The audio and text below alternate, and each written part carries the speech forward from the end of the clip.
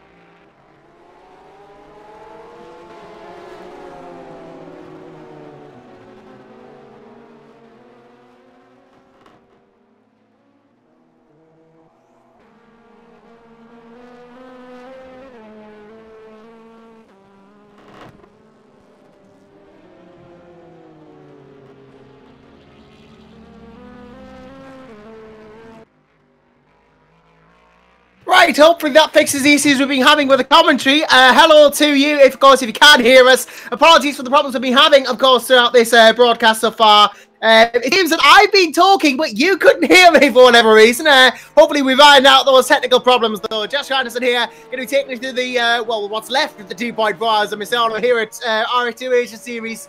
And, well, hello to all you watching and hoping for a good remainder of this race. About 132 minutes left to go.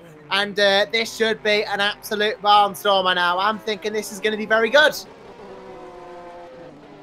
Yep, I've just watched the stream back. Actually, yep, I am audible now. So, yep, we are definitely live. We're definitely good. Stuff is happening here at R2 Asia Series. Finally, I knew perseverance would work.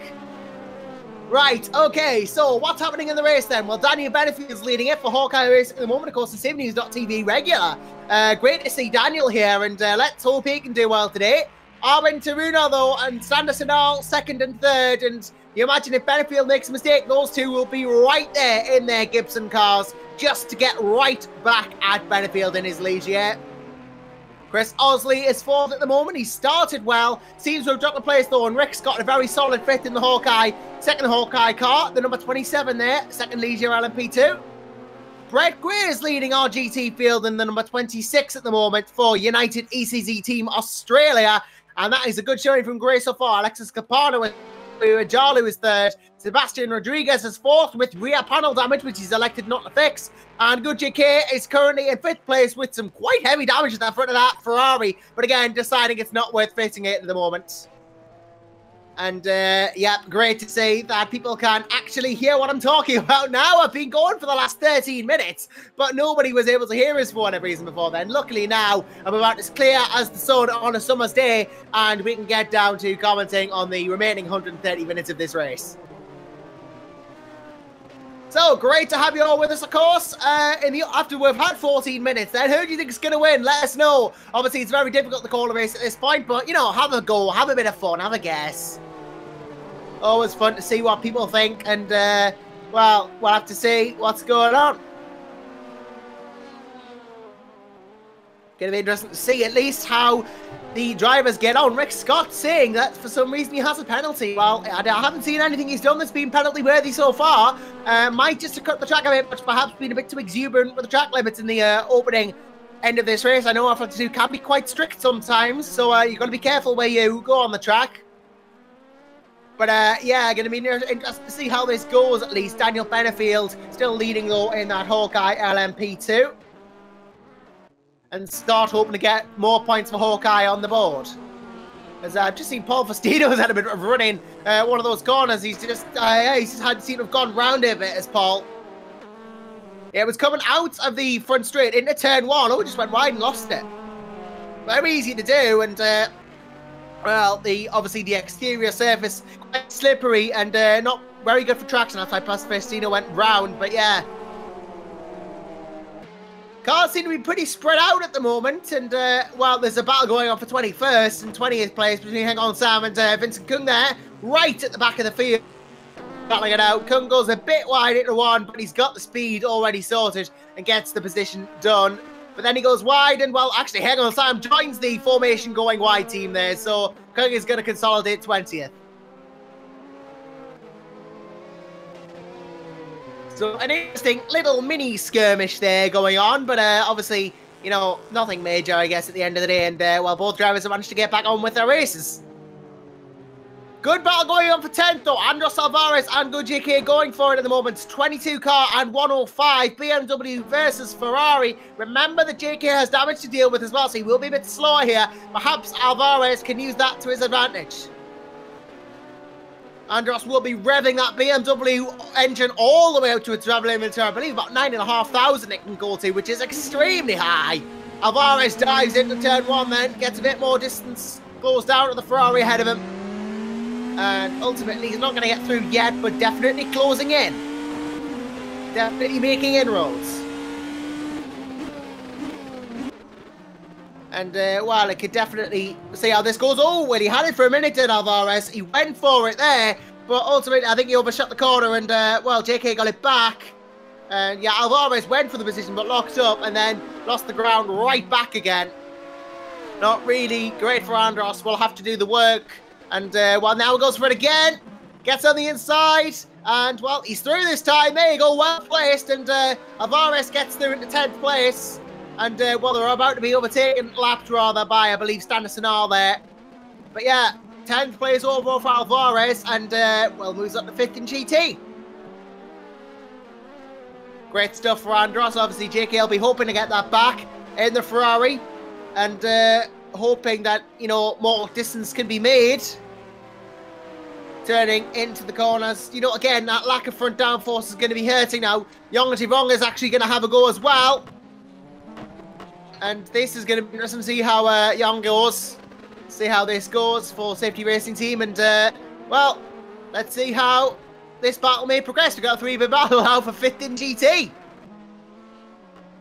Alvarez versus JK versus Wong. BMW versus Ferrari versus BMW. Really, JK the feeling in the Ferrari sandwich at the moment. And, well, it's a sandwich of high RPM bread because those BMW engines just go so high on the rev counters. Imagine about 9,500 Wong is hitting. Really, really high revving things as they come around the first couple of corners of this track. Really pushing it to their absolute maximum RPM that they can push it to. Yongji Vong then chasing down Alvarez and JK. JK's just been lapped by Osley, the faster traffic here. Obviously in a prototype car compared to their GTs. And oh, hello, hello, hello. Do I see a bit of rain on the horizon? I've just been notified the track is wet. So that might explain why GT's just gone spearing off, but it might just be raining a little bit here at Misano now. I see the track is wet, and that was not the case 5 seconds ago. Even if it is just light, there is problems for these drivers, and they've got to be careful here if it does start raining. Though it has just gone down to not being wet anymore, so, well, it's flickering in between wet and not. So it's greasy at the moment. It's a greasy track, bit slippery, a bit more difficult to negotiate than a fully dry track. Though there is potentially rain on the horizon here at Misano. It rained before, remember, so it could rain easily again. That could really, really, really change things about here. And, oh, Jared Van der Weyen in the comments saying we have no pit box and other people have the same. Oh, dear. That's going to be a bit of a problem. If that's the case, that explains why Quentin Plain might have dropped a couple of places. Or the likes who are in the cars. But, yeah, problematic then if cars don't have pit boxes. But we'll have to see how that goes in the actual race. And the pit stops itself. At the moment, though, no need for pit stops because there's about 19 minutes gone of this race, although cars are trying to overtake each other. David Traber's going to get past 2 GTs and does so successfully. Yongji Vong is now defending from JK, and it's been a complete reversal of positions Yong Jivong there. Oh, just runs in the back of a GT who spun there. Don't really think any time to react. Good. JK is going to get through as a result of that. Just enough hold up there for Yong Jivong to lose that position. Andros Alvarez will try and get through. But it has been a pretty much reversal of the battle we saw before. It was Alvarez, JK, then Wong. Now it's Wong, JK, now Alvarez. So they've all swapped places. And they've swapped places again because Good JK is now in 11th. Having got past Yong Jivong, of course. I think the track is... Yep, it is definitely raining now. I can see that it's raining. You don't need to have glasses to know now. It's definitely visible that the rain is coming down at parts of this Misano circuit. And now might actually be a time to switch to wet tyres, or think about it at the bare minimum. Cars that are further down the order have nothing to lose by pitting now, I imagine. But yeah, rain has happened. The heavens have opened. It's starting to precipitate here at Misano. And, well, who's going to be the first to jump onto the wets? That's the question. I'm intrigued. I really am to see who's going to be the first here because, well, you can keep these cars on until about 10-15% wetness minimum. Then you really have to start considering moving onto the wet tyres because, well, there's no intermediate compound, I believe, just straight to full wets. So the slicks are actually better until a certain percentage. We'll have to see what that certain percentage is, though. Daniel Benefield, I don't imagine will be the first to pit, being the leader. He'll want to wait and see if he can drive these slicks for as long as possible and judge from other people's lap times on the wet tyres, whether it would be worth it or not. So a lot of it is down to feel. A lot of it is down to if the car feels all right on the slicks, stay on them. And if it doesn't, if it's starting to slip around too much, if you like, and maybe consider getting more traction by going onto the wet tyres. That can be a lot of it sometimes, and Benefield going a little bit wide there, obviously indicative of the fact that the track is greasy, but it's going to be drier in some places than others. It just seems like localized rain at the moment here at Misano, as it gets a bit squiggly there. And Benefield is not pitting yet. He's still staying out. He's determined to make this work, as I think most of the drivers are. I haven't seen anyone pit yet, at least, so there's that. Owen Taruna then second, third place Standards Tonal. This could all go well for them if this doesn't go well for Benefield. They're right in a position to make this up. In fact, Taruna's been closing down Benefield slowly but steadily over these laps. About half a second a lap or more has Taruna been getting. So, you know, in about 4 laps, Taruna could catch up with Benefield here. We're going to have a battle on for the overall lead of this race. Definitely could be an interesting one for sure. This is absolutely not even beginning to begin. Yeah, 22 minutes out of 144 elapsed. This is absolutely the beginning of the race. There is no question about that. And, well, the beginning of something great, perhaps. Arwen Taruna, I believe, is now within 1.5 seconds of Benefield. And this is exactly what I was talking about before, although you might not have heard as I was talking about it before. If Arwen Taruna starts to hit it, he can be one of the most formidable drivers to race against in an endurance race. So experienced in long-distance racing, and Arwen Taruna really one of the best when it comes to it. As I've just seen Daniel Benefield is just having a bit of a connection issue there. Still going around the track, obviously, but a bit of a slight connection problem, and it is really starting to chuck it down now here in Misano, although they're still staying out on the slicks. You can actually see the tyre treads in the wet now starting to come about, and Daniel Benefield, you saw him sliding about as well. Arwen Taruna having a bit of an excursion too. Now must be the time. Look how wide Taruna's going, and how tongue slapper it is in that first sector. Surely it must be time to come onto the wet if you're not stable enough through there and another sector. Benefield's persisting though it really is coming down hard now, this rain. I imagine now is probably the time. It's not raining in Sector 2 yet, I believe, but Sector 1 is so bad at the moment that it might even warrant the wets. Although it is quite dry for some parts of Sector 2. You know, Benefield is coming onto the wet line in places, and he will be getting aquaplaning and understeer as a result of that. You can see the spray coming off the cars now. David Traber has come into the pits. I believe he must be the first to jump here. Get onto the wet tyres. Good choice, I believe, from David. Hang on, Sam's come in for wets as well. It's a sensible choice, in my opinion, with track being getting as wet as it is now. Traber just switching onto the wet compound then. Getting himself onto the wets. And just really trying to make the right choice here. I've just seen probably Rajalu is coming as well. in the Aston Martin, so must be general consensus that it is time now for the wet tyres. Benefield and Taruna still going for position here, although Arwen has dropped off big time actually since the rain really started coming down. Benefield proving himself as the Regenmeister here, and he stays out. Well, as does Taruna. This is interesting. The front runners just don't want to risk it. I imagine Standard Senal has less to lose by switching here. I don't know whether Rick Scott already has, but Rick Scott might, if he's gone onto the wet tyres here, be the benchmark for the drivers. Those tyre treads look slick to me, though. I think he is still on the slicks. Either way, though, Chris Osley, Standard Senal in. Senal in. I thought he might go for it. Being third, nothing to lose by switching to the wets, really. Quite far behind, has the chance to catch up to Benefield and Taruna if this works out well for Standard Senal. Comes into the pits, and this must be for wet tyres. I believe it is. I can't see the tyre treads, of course, but I have no reason to believe they're not wet. Daniel Benefield, though, leading this race. So Arwen Taruna at the moment. Senal and Osley in. Osley in too. Chris Osley's decided to make the jump as well. Chris Osley coming into the pits then, hits the brakes, and he's going to equip wet tyres onto that Alpine. Get some treads in the tyres, get some grip going on here.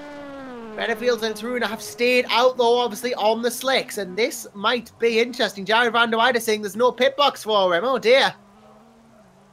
Well, that's not good at all, that, because, well, that means you can't make pit stops. That might just be a race ender, unfortunately, for them if they can't do pit stops. But, yeah, this is not good news at all for them. Senal has left the pits, though. So Standard Senal is come out of the pits, I believe, on wet tyres. I don't have any reason to suspect they're not on wets. Rick Scott has come out as well. Chris Osley is now leaving the pits and disengages the pit limiter to get that Alpine out of the pits as quick as possible. As Arwen Taruna in. Taruna the first of the top two there. As Benefield has gone wide, maybe now it's got to be time for Benefield to come in and get those tyres changed. Maybe it's just too wet now. It must be starting to get too wet at least. As, oh, contact! Contact there with, I believe, well, one of the, yeah, he made contact there, did Benefield, with a P2. He was trying to lap them. And yeah, he'd gone off before.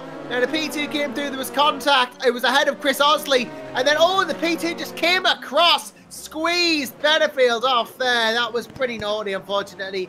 Yeah, that was not the best well-placed move in the world, that. And that was actually the, it was the number 31 car that got involved there. It was David Traber. And yeah, Traber had to go to the inside to get away from a GT, but just squeezed Benefield off there. That was a bit naughty of David Traber there. Benefield is still stuck behind him, unfortunately.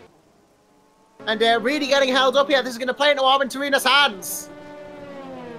They'll be flashing these lights at him like mental. I don't know whether Traber knows he's getting blue flagged.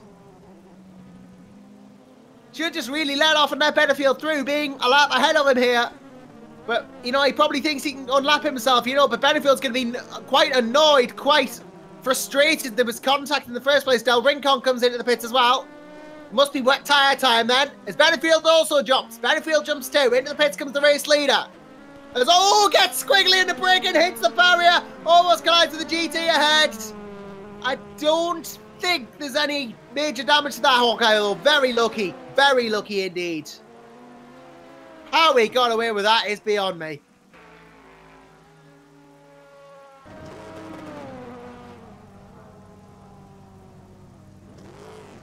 Either way, though, it's definitely not going to be an interesting race at the moment.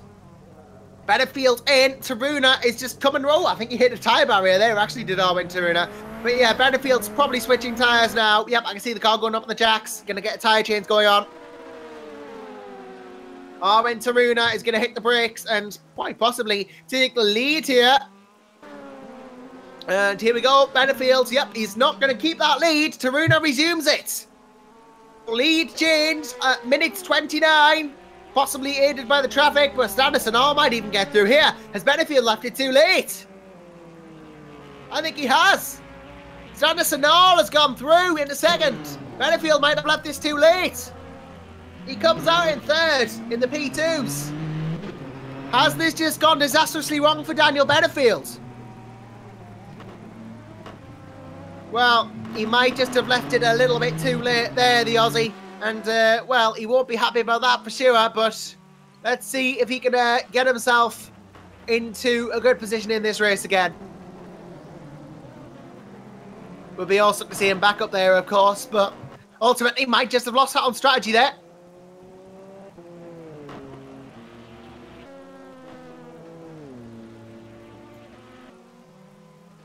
Meanwhile, let's have a look back at the GT class because I haven't really focused on them much this race.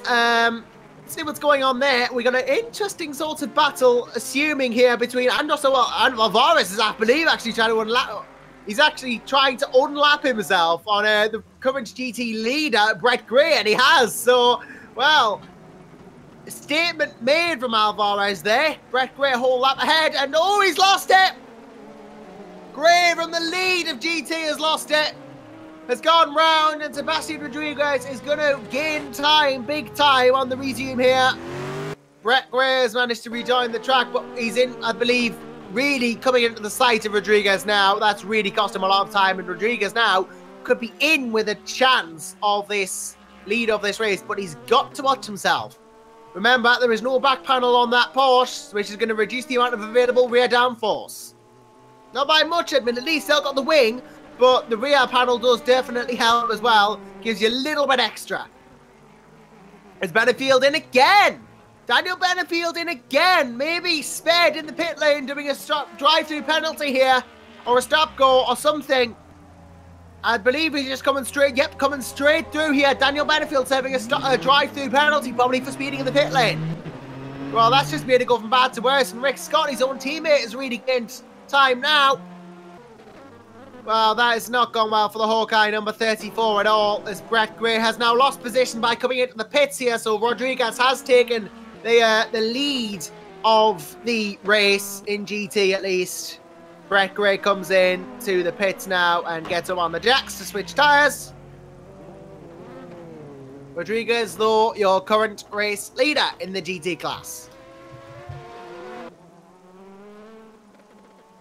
Still quite a bit of this race left to go, though. We've only had 32 minutes out of the 144. And, of course, if you do the maths, that means there was 112 minutes left to go. 1 hour and 52. There's been a bit of a collision in 11th, I believe. Probably with Jarlu witnessing or being part of an incident there. I'm just going to go back and see what happened. Oh, yeah, Jarlu, just tapped the inside, I believe, of Hang On Sam there. And had to stop the car. And that has not cost him any position, though.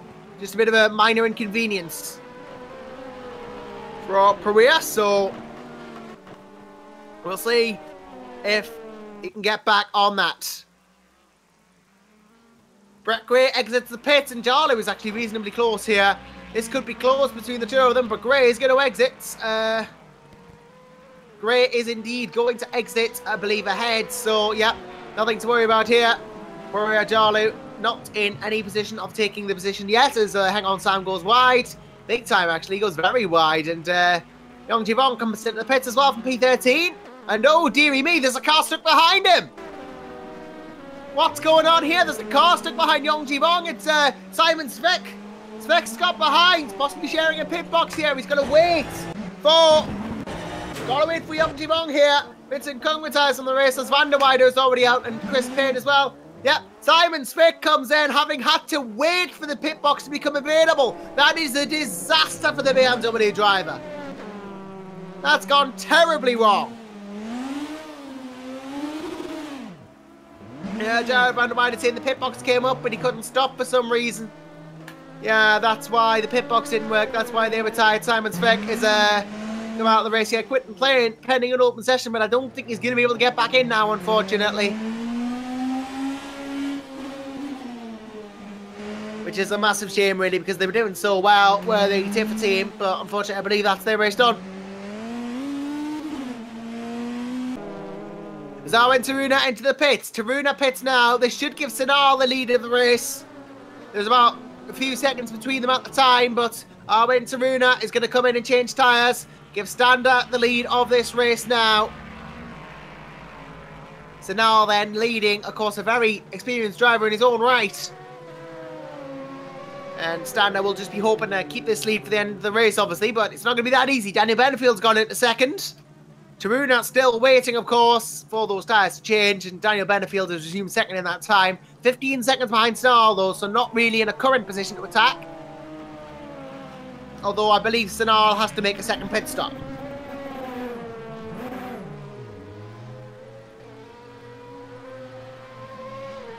Definitely an interesting race thus far, though. Just coming up to the 35-minute mark in about 7 minutes.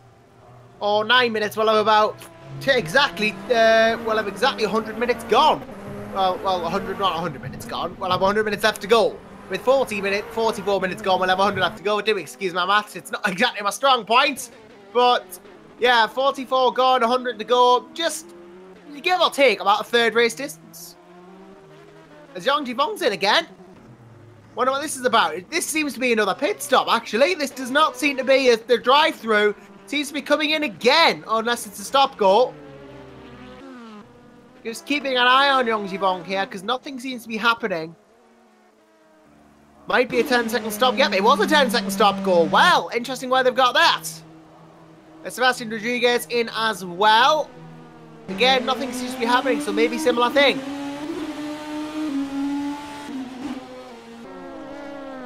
No, I think this might actually be damage repairs for Rodriguez. He seems to be there for quite a long time now. So we'll come back to Rodriguez. What happens to Rodriguez, we'll come back to that. GT Field does definitely seem to be throwing up more action at the moment than the prototypes, although a bit of a lull in the action at the moment. So I'll use that to go through the overall standings. Obviously, Stander Sanal leading us in LMP2 at the moment. In P1, then Daniel Benefield is second for Hawkeye in the 34. Then it's Armin Taruna in the number 23rd in LMP2. Chris Osley is fourth in the number 29 car. And Rick Scott rounding out your top 5 in LMP2 in the number 27 Hawkeye. Moving to the GTs, Alexis Capano is in the 61 is in leading GTs, currently in 7th place. The Luis Moreno as well, the driver teammate for him, Prabhu Rajalu, is in 2nd place. And 2nd place in the GTs is 8th overall. Sebastian Rodriguez has come out of the pits. Number 117 is in 9th. Brett Gray is 10th in the 26 car. And Gujike running at your top 5 in GT in the 22. That Ferrari there in 11th place overall, 5th in class. Eric Chako is 6th in the 33. Andros Alvaro is 7th in the 105. 8th place is the number 7 of Indra Ferianto. 131 of Different Hill is 9th in class, and your top 10 rounded up by Yang Jivong, who is definitely there in the number 11 in 10th in class. So that is your standings in P2 and GT. And this could be interesting to see for sure how this goes. Oh, apparently Arwen lost the front wing and had to pit for repairs. Oh, well, that's interesting. That is very rare for Arwen Taruna. And, well, that explains why Arwen is now really far down the order. I'm just looking for where Arwen is, and maybe there's been a driver change there. I don't know, but I'm trying to look for that car. I can't see it anywhere really at the top of the order, unfortunately. And out, apparently. Oh, they've been disqualified. Well, what a dramatic turn of events. That is them out from a very dominant position as well. That is very, very interesting. That is Armin Taruna out, disqualified, behind even the likes of Van der Weide and Payne now. What on earth has happened there?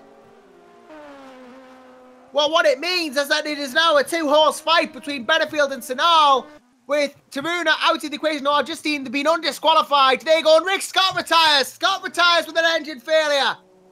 Blew the engine in the Hawkeye. That has not gone well for Rick Scott at all. The engine in that Hawkeye is blown, and they're out. Taruna, I see, is being undisqualified, but they're a lap down now. Arwen's team will have to get back into the race, but they are going to be at a massive disadvantage. Well, oh, dearie me, I've actually seen a car go flying there. I hope I haven't, but I thought I did. I was quite shocked to see that. I thought I saw a car go into the air there, but nope, I didn't. I just, it was just being server. Apologies for that. Well, what a dramatic 2 minutes this has been. Rick Scott retires, Armin Tuna gets disqualified and then undisqualified, but he's not even here to get back in the race. And sadness and all now leads from Daniel Benefield. Well.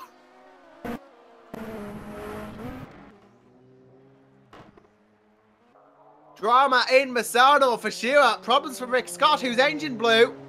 Retiring from the race. So that's one Hawkeye out of the two retired then. Only one remains, and that is the Benefield car. The number 34 Hawkeye there. Only one, of course, remains. I believe that is a solo car for Benefield as well, doing the full 2.4 hours.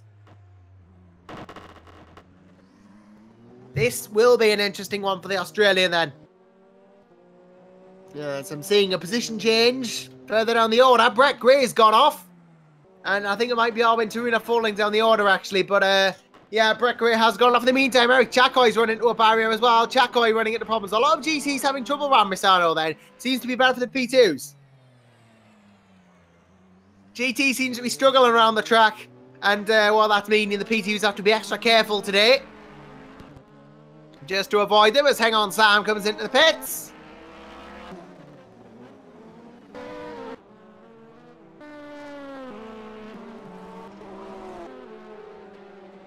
Still some very interesting stuff going on in this race. Definitely, obviously, a couple of dramatic moments there. But for the most part, it has been an interesting race thus far, 41 minutes in. And, well, we've had a couple of retirements. We've had problems with pit boxes. We've had the lot. And, well, let's just see what else happens. We got 103 minutes left to go in this race. 1 hour, 43 minutes if you don't speak in minutes, of course. Well, solely minutes at least. But, yeah, 1 hour and 43 to go in this 2.4 hour race. Round the Misano World Circuit, and Standerson are your current overall race leader. Definitely interesting times ahead here, and well, Standerson all really got to try and make the most of this lead that he's found himself in. Obviously, Armin Taruna was there and thereabouts, but then got disqualified, then got undisqualified, but left and doesn't seem to have come back. That is a disaster then for the Taruna team. So well they performed last time round at Silverstone, and Misano has not been so kind to them. Misano has not been so kind to them, and they're out of the race, it seems. Oh, slight contact with Sanal with the GT there. I was just watching Sanal in the lead here. I'm just watching Sanal almost clip the barrier there. Came very close, is pushing it very hard here. I'd like, if it's possible, to take an onboard lap with Sanal here, just to see how the prototype takes the track. So coming round down the start-finish straight, we can watch Sanal here coming down through turn 1 now, and we'll see how Sanal takes this track. We'll see a very interesting track, of course, and Misano around these first few corners, very flowing at least. And then a sharp right-hander, which is Rio, coming up after the initial S's. Second gear, got to turn right, flick it in, and then do the same for the next turn. And then slowly accelerate out of it before another sharp left. And then onto the back straight here. And, well, you hit some quite high speeds here. Armin Taruna, I'm sure, would if he was still in this race for Sanderson, hitting 245 kilometers an hour. Turning into Curtia, then turn 8. And then turns 9 and 10 coming up. 9 and then 10, which is Tramonto. It's like one big tightening right-hander, this, but it is a double apex. Got to take it carefully. Cavoni coming up, which is a right kink. Sanal accelerating towards that at a rate of knots. Got a GT car to get through. And does. Is he going to be flat through here? Oh, yep, flat through Cavoni. And then turn 12, turn 13. More right kinks into the tight right, which is Caro, which is turn 14. Coming up to it now. Turns in for it. Round he goes. And then turn 15, which is the leftish kink. So it's more of a left turn than a kink, to be honest with you. And then finally, the final turn, Misano itself. And Sanal comes into the pits off that, which you can do, obviously, because that's where the pit entry is. Would come down to start finish straight if he was on, but he comes into the pits. That is technically then a lap with standard Sanal. So what is Sanal doing in the pits? Well, he'll be changing tyres, refueling perhaps. making use of the fact there are 100 minutes to go in the race and he has a lead over Benefield. Although Benefield has actually just dropped position to Chris Osley in all this. Maybe Benefield's come into the pits or had enough or something. But Chris Osley has gotten through. So Osley now second in the 29 car in that Alpine, and Benefield in the Ligier behind. Only by about 10 seconds though, so there's room to get it back. It's still in the pits, obviously. So Osley may just have made a crucial move there by getting ahead of Benefield. This could have been very interesting to see. And over on the SimNews.TV stream, Ryan Nash saying something to enjoy while at work. Well, I hope you are enjoying it, Ryan, of course. Good racing going on today here at RF2 Asia Series on both the SimNews.TV stream and the RF2 Asia Series official stream. And, well, whether you're on that or whether you're on this, it doesn't matter. What's important is watching this fantastic race, and we are grateful to have you alongside us to watch this brilliant action, of course.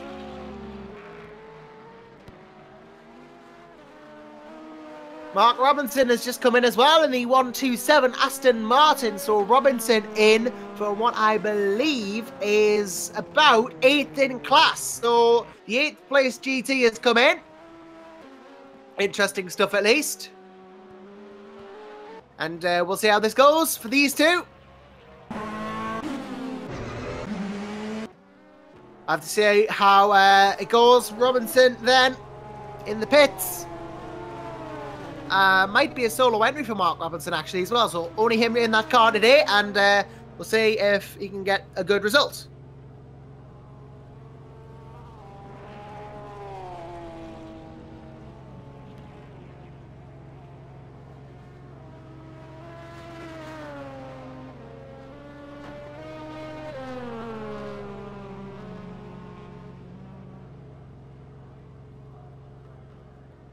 Robinson really has just been in the pits actually for a while now. I've just noticed there. I went away for a short while, but he's still back in the pits. And obviously tyre changes in the GTs, unless he's repairing damage, do take a while. But yeah, Robinson, maybe he's had the problem where his pit box isn't working. Yong Jivong said there was a car in his pit spot, but Robinson exits the pits now. Coming out of the pits in the Aston Martin and getting the revs up. Seemed a bit hesitant there, but he's coming out of the pits indeed, is Mark Robinson. Getting the Aston Martin back up to racing speed in 18th place overall now. As Alexis Capano comes into the pits. Now, that is a shared car, of course, between Luis Moreno and Alexis Capano. Both Czech drivers. Capano pits then right at the start. I believe Moreno was waiting as well to get in the car. So, there is that. So that might be a driver change going on there. Sander Sonaldo still your leader in the prototype LMP2 Gibson car, leading this race overall. Daniel Benefield second in the Ligier GSP2. Chris Osley in the Alpine A450, third place. So, you know, we've got 3 different makes in 3 different positions. Sonal, of course, with Nissan V in the back of his car. Benefield with the Honda V6. Chris Osley again with a Nissan V8. So, normally aspirated, turbocharged, normally aspirated, so many different combinations in LMP2 possible, but it all seems to be quite closely run at the moment. Traber comes into the pits in his car. The World of Sim Racing number 31. Had a decent race so far, David Traber. Gonna be interesting to see how he goes through the rest of it. As Yong Jivong is officially out of the race, that's a problem for him then. That is not good for Yong Jivong. David Traber comes into the pits then. Chris Osley comes in too. So next round of pit stops seems to be going on. Osley and Traber both in their Alpine and, well, Orica respectively. Though pretty much they are the same car anyway, so it doesn't matter what you call them. May as well call Chris Osley's car an Orica as well, but it is technically an Alpine because it says Alpine on it. Then again, I could badge a Mazda as a Ford. I wouldn't call it Ford, but it's an interesting debate. But either way, I'm just going to go with what I know here. And Waddleton Rincon in the number 5 World of Sim racing car, right behind his teammate now in terms of track position, if not actually where he is on the track. But in terms of positions, right behind him, 4th and 5th of the World of Sim racing cars at the moment. Brett Gray is still leading GT from Sebastian Rodriguez from GoJK, who's having a great race here to finish 3rd. Yong Jivong is officially left the server after retiring from the race. Eric Chakoy is 4th. And, yep, Chakoy is going to be interesting to see how this goes. Seeing that Brett Gray is actually in his car, but that I can't believe to be true because Gray is driving the Aston Martin. So unless they both somehow do the change at the same time, or no, I think they are actually in separate cars, but they're just listing each other on the same cars. Oh well, that confused us for a minute because I saw 2 drivers on there. Chakoy must just be driving the BMW and, well, Gray the Aston Martin then. That must just be how it's working, but yeah, learn something new every day. Indra Ferianto in the pits as well in the number 7 car. Sim Racing Indonesia car, of course, that. Ferianto having a good race so far, at least. In that very brightly coloured Porsche. Mark Robinson will overtake, though, as I assume hang on Sam will as well.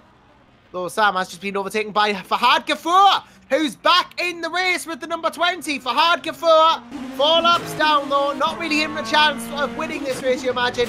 But that number 20 is back in the race. That's great to see. The Taruna car back in the race. Ghafoor, though, at the helm of it now. Dean Jose comes into the pits, as does Indra Ferianto leave it. Jarlo and Chakoy battling it out for on-track position now in the GTs. This is actually an on-track battle going on. For, I believe, 5th in class, 4th in class, Parima Jarlo and Eric Chakoy both going at it. Jarlo seems to have got the position done though, so Chakoy now has lost out and moves down. Parima Jarlo in the Aston Martin goes up.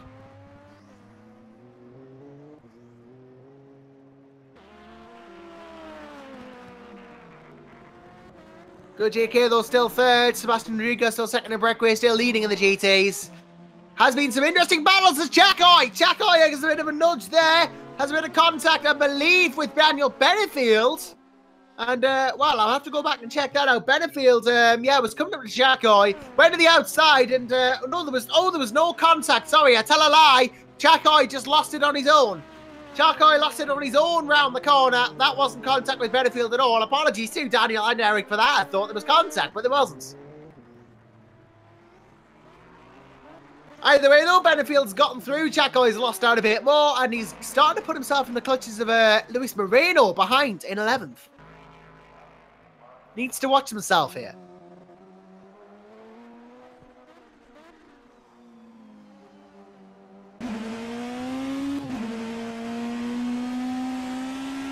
Brett Gray, at least, is definitely having a decent race at the moment in P6. Obviously, as the GT leader, what a win would mean for Gray. It would be really, really good for the United ECZ Australia team. Australian Gray, of course, would kind of just prove that Aussies are good at sim racing, but obviously everyone here has done very well today so far to be where they are, and it's going to be interesting to see who does win, but Brett Gray will be very happy with the win, I'm sure, in that Aston Martin.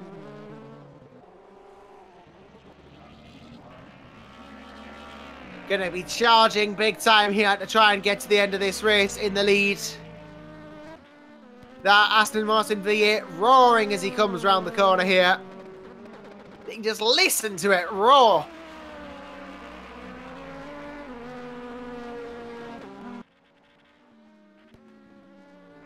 Really pushing the rev limiter on that turn. There was Brett Gray, and well, you can tell he wants this. If he's pushing that hard, you can tell he wants to win this. Eric Chakoy comes in the pits then. P10 from Chakoy. Well, obviously, Pitt was 5th in class. Will drop a bit in the meantime. Moreno was going to get through. But we'll come into the pits now. And Eric Chakoy hits the brakes. Gets onto the jacks for a tyre change. Track has obviously dried out since the rain before, but yeah, cars have been coming in, switching tyres. Indra Ferianto probably won't get past Chakoy, to be honest with you. Alvarez has, though, as has Moreno. So those two have definitely made it through.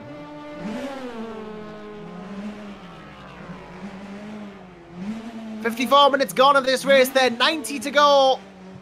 And that, of course, is an hour and 30 minutes of the 2.4 hours of Misano. Definitely has been a good race so far. Do stick with us, and we'll be back I'll be back in about a couple of minutes' time to continue commentary on this fantastic race that has been going on so far. And, well, stay tuned.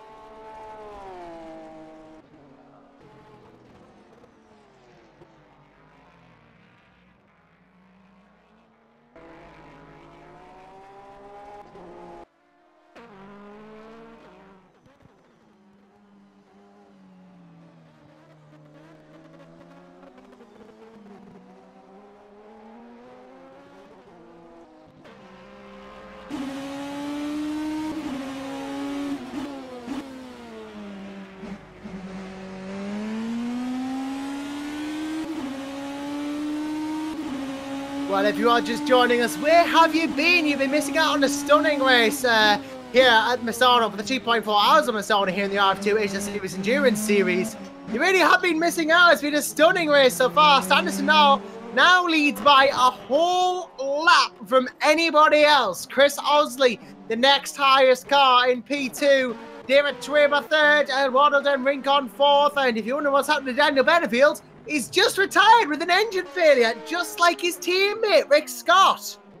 So both Hawkeyes out of the race now. That is a huge, huge shame indeed. Terrible to see both out.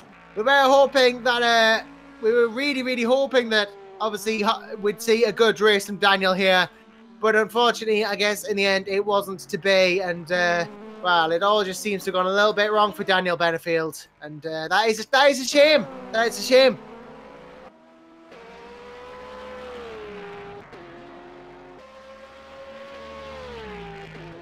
It is obviously really unfortunate to see both Hawkeyes out, but still, the race does have to go on with or without them. And Sanderson, well, it's one less threat to him. I guess he'll be thinking one more chance he has to keep going in this race and have a crack at the win. Would be interested to see what happens now, of course. But yeah. Would be a crying shame to lose him. And well, we'll just see how this goes then. And for the rest of the race, I've just been checking a couple of things there just for a moment. Sorry about that. But yeah, Daniel Benefield out of the race then. Chris Osley second. David Traber third. Obviously some battles going on. But yeah, well, we'll just have to see how this goes.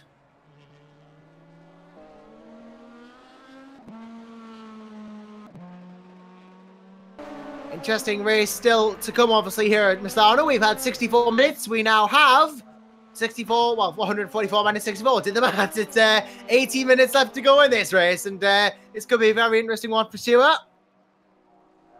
Obviously, see we've got any battles going on.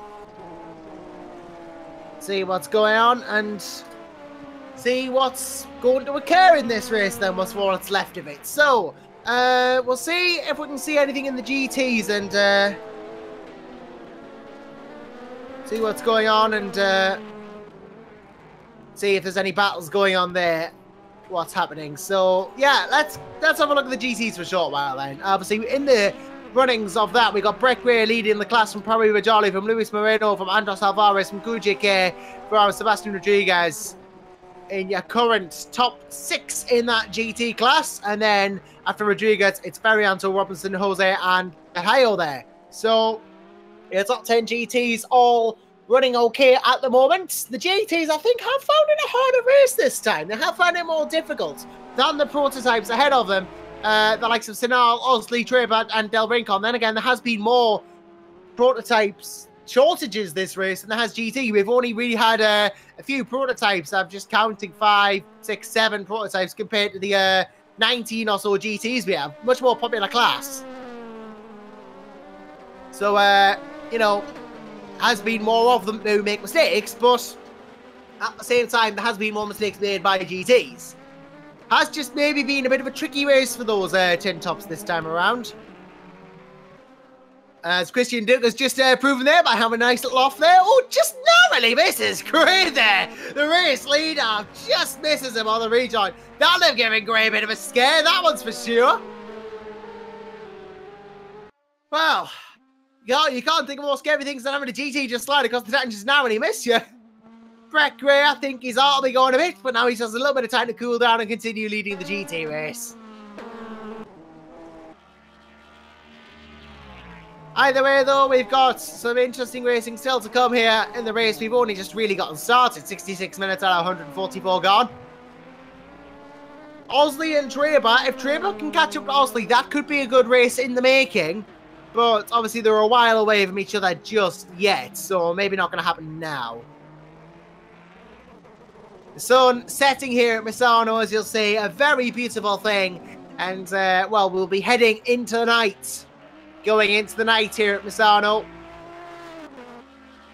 And the drivers will be racing in the dark at the end of this race by the looks of it, it seems. So, Gonna have a nice, beautiful sunset before nightfall descends upon the Sir World Misano World Circuit. Hope you're all enjoying the stream, of course. Everyone watching on the RF2 Asia channel and on SimNews.TV. Hope you're all enjoying this race. And, well, Rick Scott, actually, for Hawkeye Racing, saying on the SimNews chat, had a double downshift issue, same as the last race. But hopefully, he's going to get it done for next round because he didn't have it during practice. Well, there is things to do to avoid that, of course. And I'm sure Rick Scott will find them and fix them for the next race so we don't see him retire again. Very, very talented and experienced Rick Scott. He was running very well this race. It has been great to see him in R-Factor 2, someone who I'm very, very familiar with. Great to see him in R-Factor 2 doing so well. Just hasn't really been his race here at Misano, unfortunately. Just problems there, and obviously similar problems, it seems, for his teammate Daniel Benefield, who also retired from the race. A shame that, of course, but sometimes things like that just happen.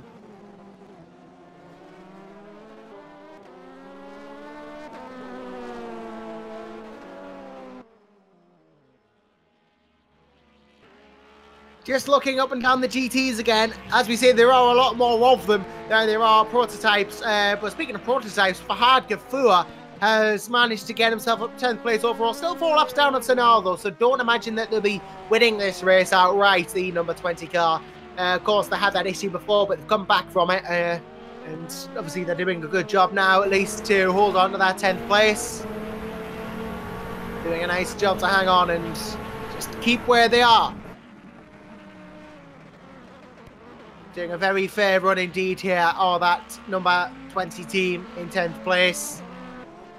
Definitely having a decent run of things at the moment. Sander Sanal, though, ever since he took the lead in this race, has really just run away with it in that LMP2. Just hasn't really been any challenges to him. Chris Osley and David Tribb are the next closest, but they've been a whole lap down. So, you know, Sanal has not had any worries in an endurance race. That's exactly why you don't want to be worrying. You just want to be able to be calm, be collected, be cool, and just keep going. That's what you need to do. And it's what Sander Sanal has been doing. It's been nice and simple a race. And it's not really been complicated for him at all. It's been nice, keep it calm, keep it collected, drive the car, do the driving, and win. That's all Sander Sanal's had to worry about. And of course, when his teammate Matej Lakota gets into that car, that will be interesting to see as well. I do believe it's Matej Lakota. It might be Matej Suranak, but I'm not sure. I know a couple of Matejes these days. But we'll see who it is when the time comes for the driver swap through car.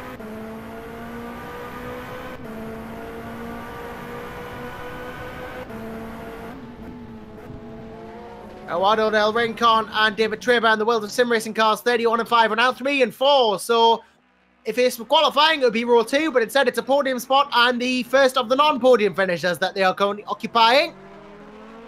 Chris Osley has had a fantastic race though so far. He's currently running second in that number 29 car in that Mazda Tribute livery there. So definitely doing a very good job as Osley at the moment. Really impressive.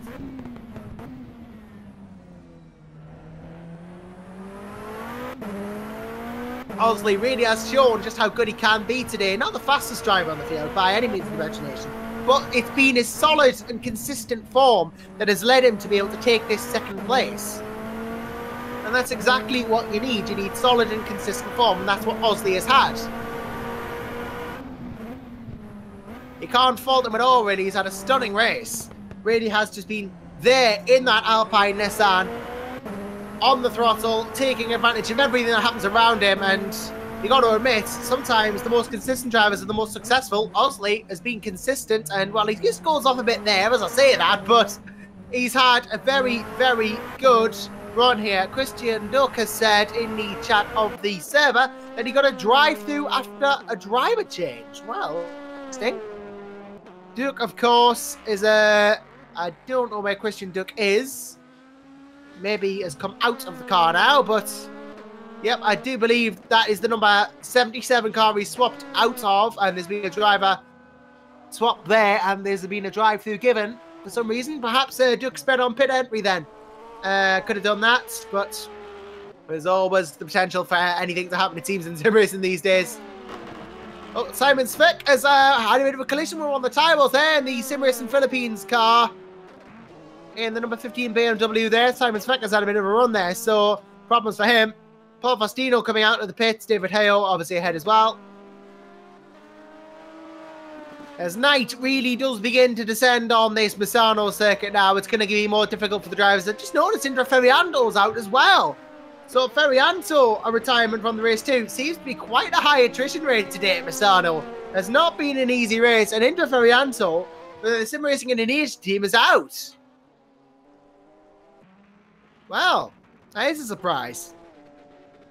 Of course, that promotes Mark Robinson up a place. Gonna make sure he gets a bit more out of the race today. Robinson now 12th. And going to be interesting to see how he does. Of course, he is now, I believe, 7th in classes, Robinson. He's got 6 GTs ahead of him, so that's going to put some decent points on the board at the bare minimum. I think he's actually just chasing down Brett Gray at the moment, who's the GT leader for United ECZ Team Australia. Obviously, a link up there going on with Brett Gray with ECZ today and for this championship with the United ECZ team. Harry Chakoy in the other car, of course. And Gray really has not let go of the lead of this race since the start of it. He's got there and he's stayed there. Really a good asset to this team, it seems, is Brett. And you'll be very happy with the race win today. A statement of intent from the Australian, perhaps.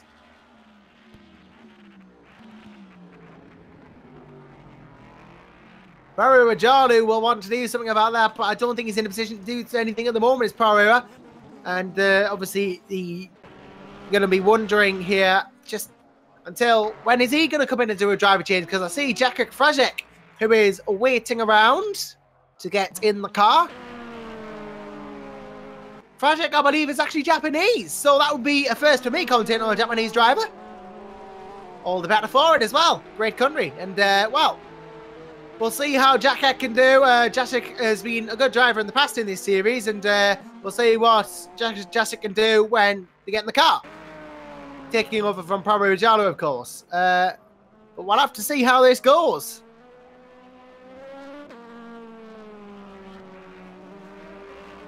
Jalu just giving it everything he's got at the moment, though, to keep this 6th place.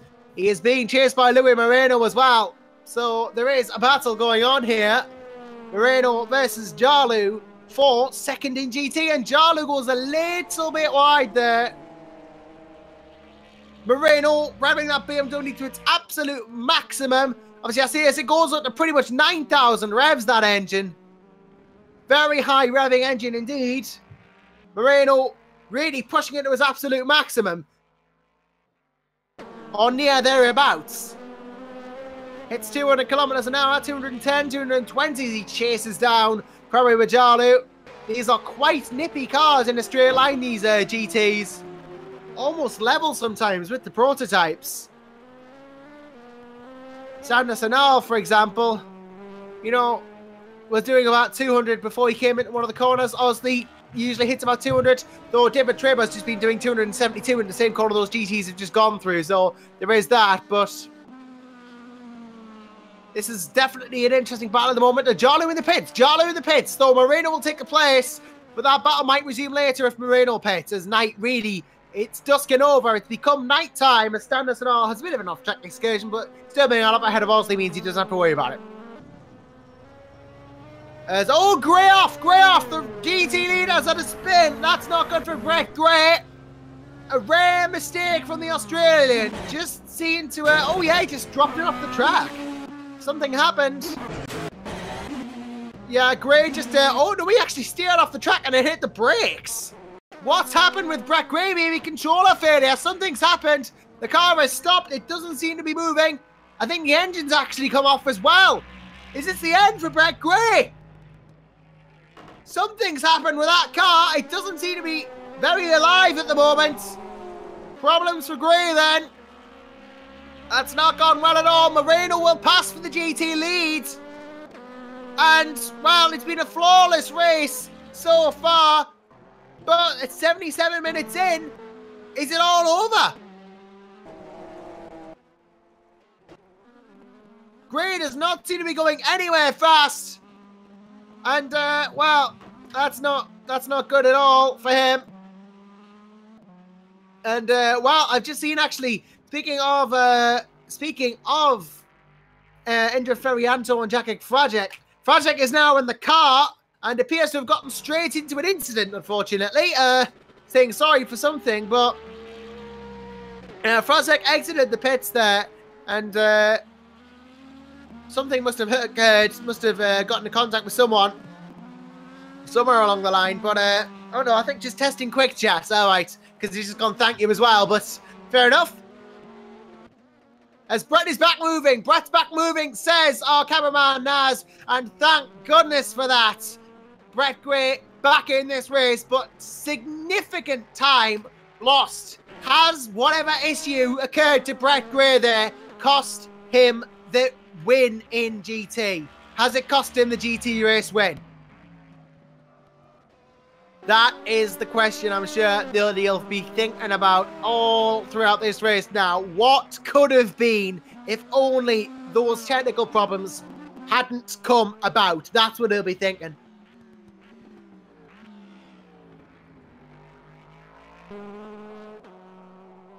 Well, it's not really been a good thing to happen to Brett Gray, but he'll try to get back into the lead of the GTs anyway. He'll give it his absolute maximum. As I see, there's been a driver change as well. Hang on, Sam out of the number 84. Bruno Cardoso in. Don't know how long ago that occurred, but definitely a driver change now. As oh dear, we've got an off, the number 77 as well. The FOC Motorsport car has gone off. Which is a shame, obviously, because mistakes aren't good. Standerson Nall has just gone slightly wide as well, but again, race leader doesn't need to worry about it, really. Osley and Del Rincon not really in fighting distance for third and fourth, but Treba's gone through in all this, I've noticed. It's a 31 car, World of Sim Racing car, still a whole lap behind Standerson Nall. As Osley and Del Rincon still third and fourth, obviously. Fahad Gafur has an incident in the last corner, but Fahad has managed to get himself back within pretty much striking distance of the other prototypes in terms of overall track position. They'll overtake Luis Moreno soon and get back ahead overall into fifth, but no further ahead in class, obviously.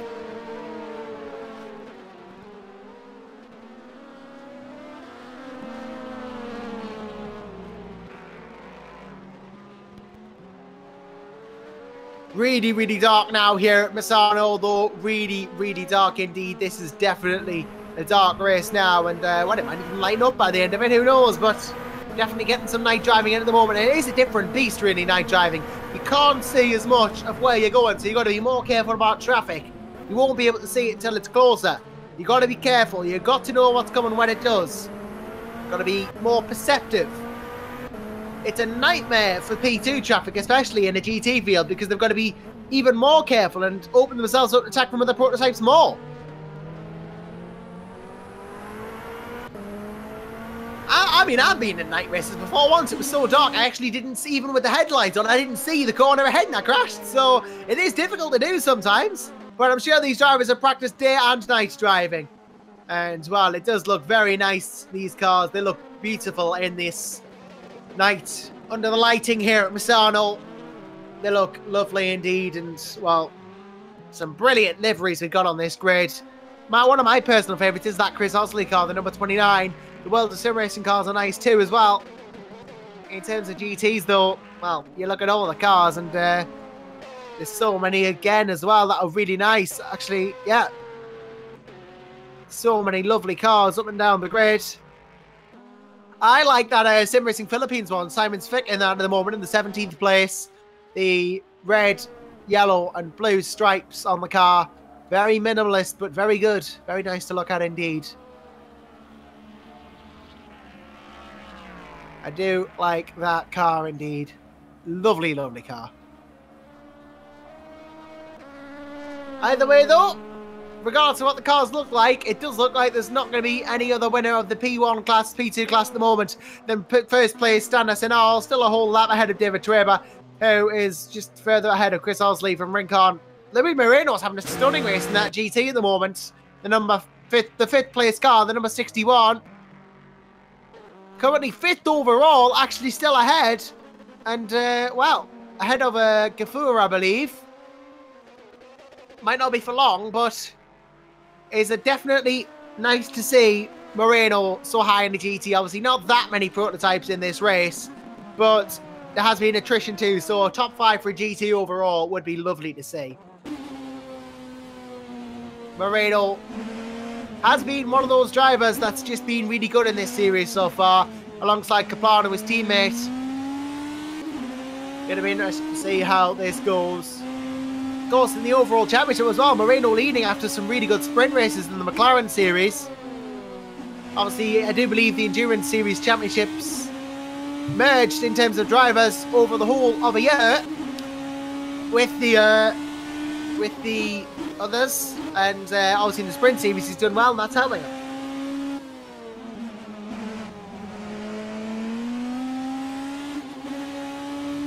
As over on the SimNews.TV chat, we've got JJ Mastecho Rehado asking, is there any Indonesian drivers? Well, I do believe Arwin Taruna was until he retired. And, well, we do have quite a few Indonesian drivers on the grid. Yes, Indra Ferianto was one, but I think Indra retired as well.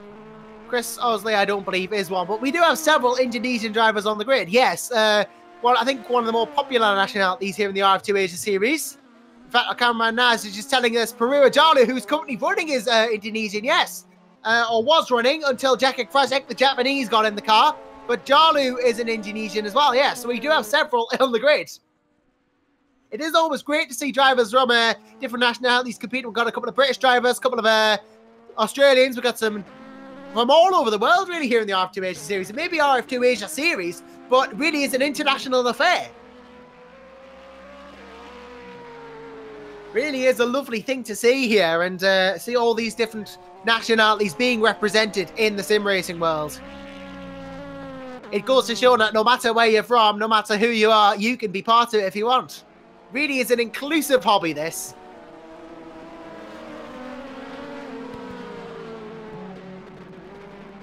In fact, to tell you a story, I've actually commentated on people who are from as far around the world as Madagascar, so you really can be everything. Oh dear, problems for Sanal at the front. Sanal's been involved with an incident there. That is an incident for the race leading LMP2. Standard Sanal, he's coming down the inside of a turn, went a bit wide. Came down the inside again, and Simon Speck just seemed to go to the outside of the corner and hit Sanal. And then Speck went round as well. Speck hit the barriers big time. Jalu, the Jalu car with Jacek Frasek went round as well. No damage to Frasek's car. I don't believe any damage to Sanal, luckily. But that was perhaps not the best laid out move from Simon Speck there in the Sim Racing Philippines car. Probably just forgot that Standard Sanal was there, and, well, that wasn't good. Chris Osley's going to get through now. And that is not going to help, but, yeah. Slight incident and issue there. It's that sort of thing you've got to watch out for. It's that sort of thing you've got to watch out for, even when you are leading the race by a whole lap. You've got to watch out for GT traffic.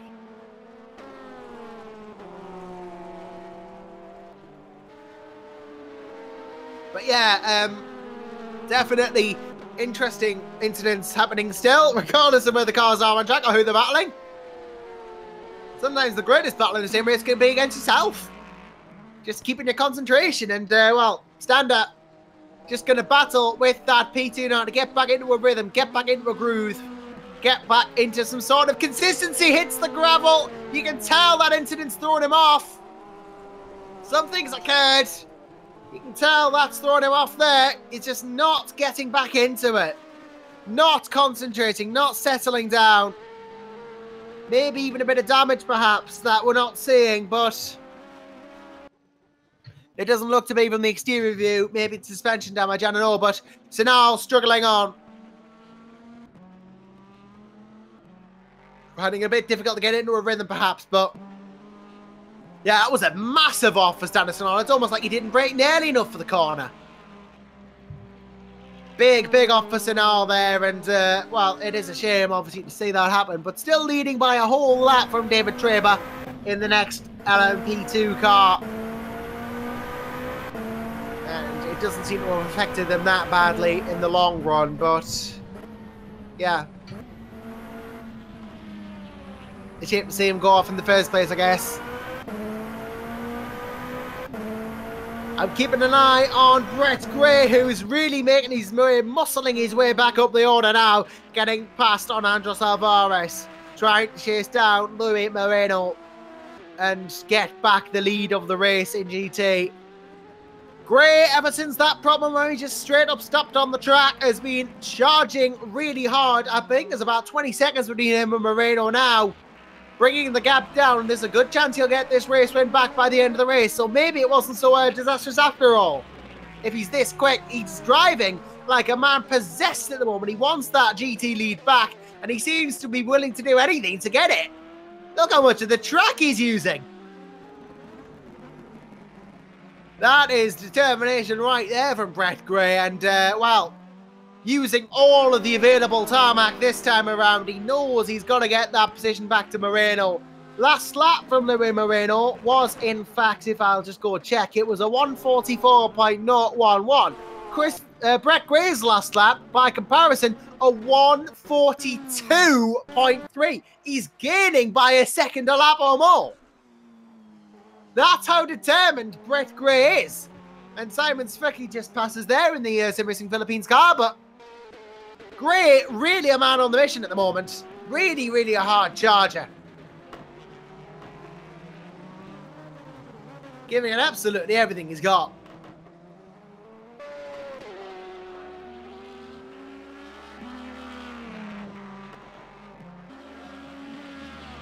Really has impressed me this race, Brett Gray. He's been one of the better drivers, I think, a very impressive driver in that GT field. Really has proven he's worth his salt today. And, well, hats off to him. He's done a great job in that Aston Martin.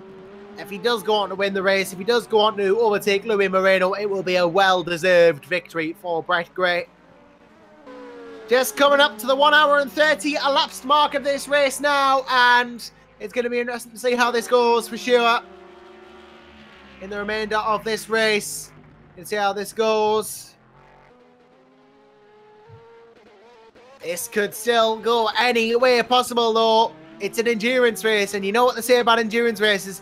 You never know what's going to happen until the checkered flag falls. And with about 54 minutes left to go in this race now, anything could still happen. Standard Sinal, your leader in the LMP2 class, and Luis Moreno, your leader in the GT class. Stay tuned with us here in RF2 Asia Series, where we'll be back for the final hour of this 2.4 hours of Misano.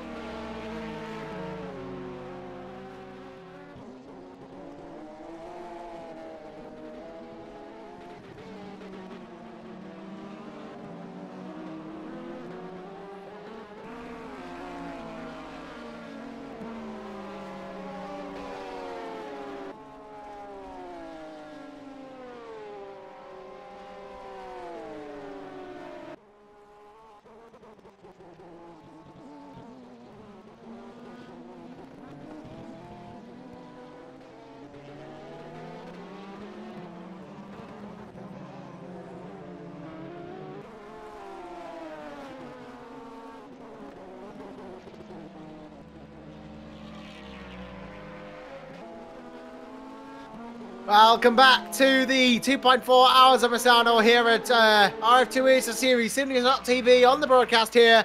Josh Anderson here, of course, and well, if you haven't been here for the last while, where have you been? You've missed an amazing race. You really have. Sanderson now leading it at the moment in the number 37 car there, and then on P2, followed by David Traber in second place, the number 31, and Chris Osley in third in the 29. Then Walter Derincon in fourth place, and Fahad Kafur in the 20 is in fifth.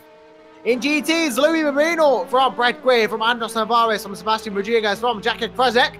Although the lead of this race potentially not going to belong to Louis Moreno. If Brett Gray has anything to say about it, he's been chasing Moreno down for several laps now, been gaining about a second a lap as well. So Gray determined to make this GT race win his, as the sun is set to begin rising on the Misano circuit shortly, and we'll have ourselves a nice little race for sure. Definitely going to be an interesting one to see for sure, and we'll see how the rest of this race goes.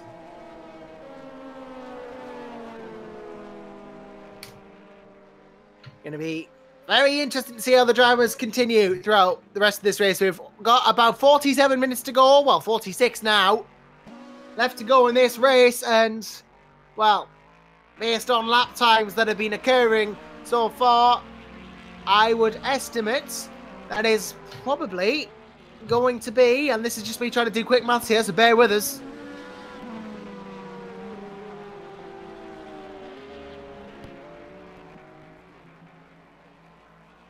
I imagine 30 more laps, perhaps? We'll see that many more? It makes sense, because this is about the 2/3 point of the race, so we'll see about 30 more laps. We'll have about some more laps of this race to go. I'd estimate about 30, given each lap is about 1:35 for a prototype, so yeah.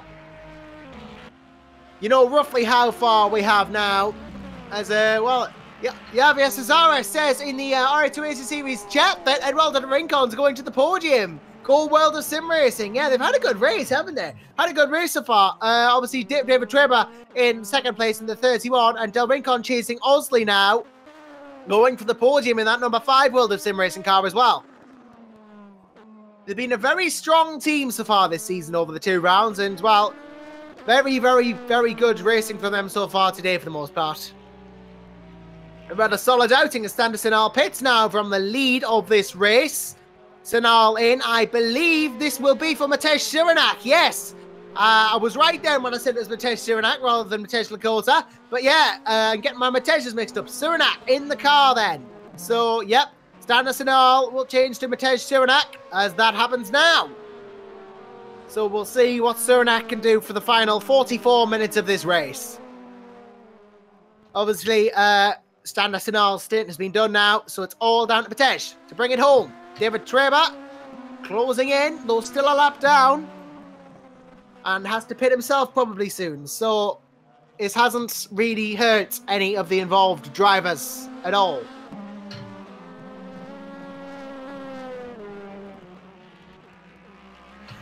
Right, so let's have a look at the GTs again, because obviously we've got battles going on there. I'm trying to keep an eye on where Brett Gray is in relation to Louis Moreno. Moreno's coming on the final turn now, and Brett Gray comes around it now. So there really is no distance between these two compared to how much there was before when Brett Gray had his incident.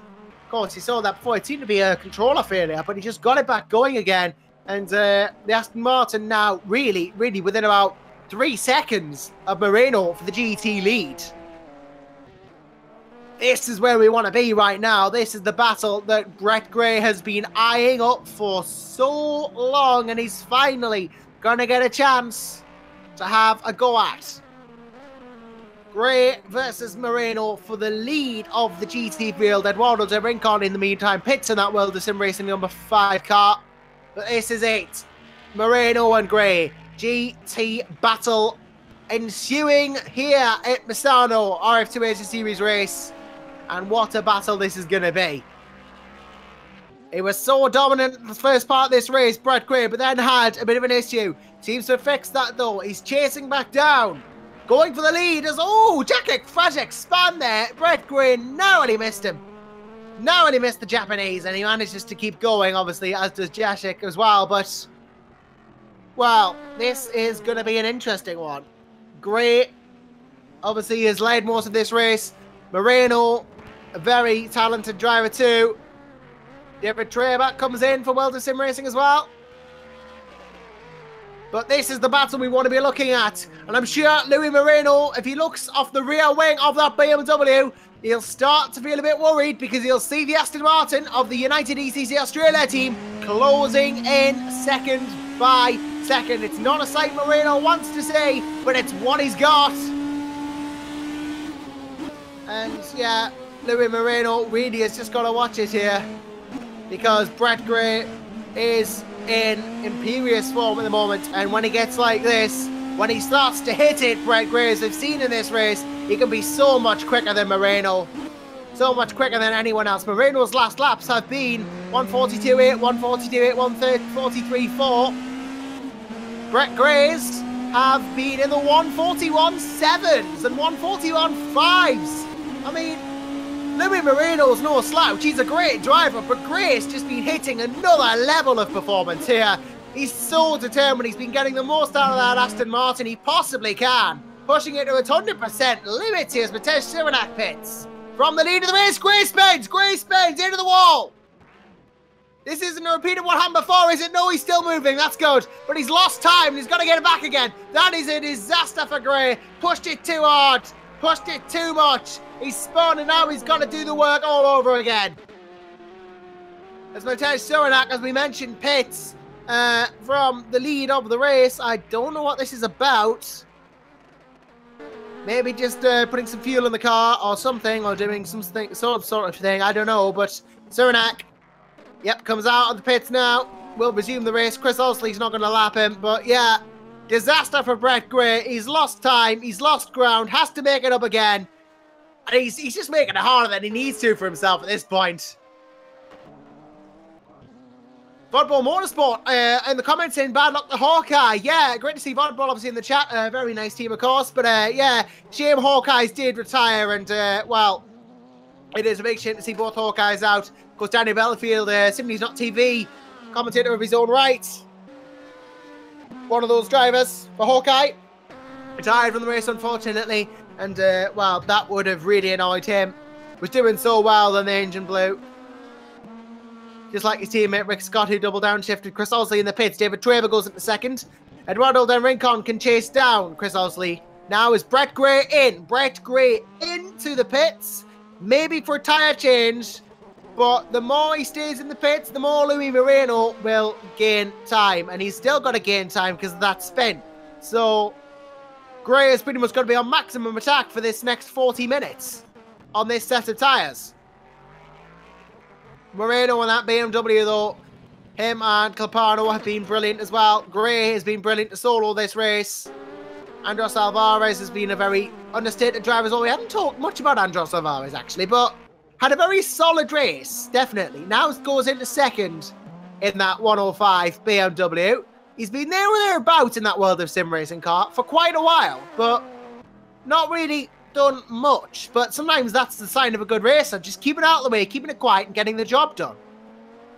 Gray is coming out of the pits now. Sebastian Rodriguez, still with that back panel missing, is chasing down Brett Gray. It won't be enough to get through, but there has been a time reduction because of that pit stop. Obviously, Jack Kirkpatrick behind. So, 40 minutes to go in this race then, here in RF2 Asia Series. And, of course, this has been a great race so far at Misano. It's been a long one, of course, as 2.4-hour races are, but a lot has happened in that time as well. We've had retirements and... Oh, speaking of retirements, Brett Gray's won! Brett Gray is such a retirement! The Australian has blown his engine in the Aston Martin. It's gone, and he is out of the race with 40 minutes to go. Brett Gray, who'd led it for so long, ran into problems, pushed the car to get back, spun, pushed it again. Now he's blown the engine, and it's all come crashing down for the Aussie. He was doing so well, but now he's out of the race. And all of a sudden, this opens it up to Andros Alvarez. He's not been within a shout of winning this race so far, but now he's in second. If now Andros Alvarez could just get enough pace, catch Moreno, overtake Moreno, he could be in for an unlikely victory. And what a victory it would be for Andros Alvarez as well. A win for World of Sim Racing. Kramer would finish second, possibly in P2. Del Ringon has a chance at the podium. Maybe they can get a 1, 2, 3, but sprint across crashes. Who knows? What a dramatic moment for Brett Gray, though, retiring from the race. And, well, that is a massive, massive shame, really, for Brett Gray. He was doing so well, led for so long, and now out of the race. That is cruel, that. But such sometimes is the way the dice rolls in sim racing. You don't always get what you want. Whereas I think we might just have temporarily lost our visual display on the stream. Apologies for this. I'll keep you informed as to what's going on, unless it's come back in the meantime, because I'm just keeping half an eye on the stream. And oh yeah, just a slight problem for our cameraman, but he's coming back in, and well, we'll have visuals back with you shortly. But yeah, so I'll just keep an eye on the action for you at the moment. Yeah, Mateusz Sunak still leading, of course. Brett Gray having just retired, and well, that means Moreno now needs a GT class from Alvarez, Rodriguez, Fezzik and Robinson. Mark Robinson then, the Brit in the top 5, very good to see him there. He's had again a solid race, if not an eventful one, but Robinson really is impressing again. Another good driver. Definitely showing that he's worth his salt, and really proving himself to be, you know, a worthy contender for the top 3 and the top 5.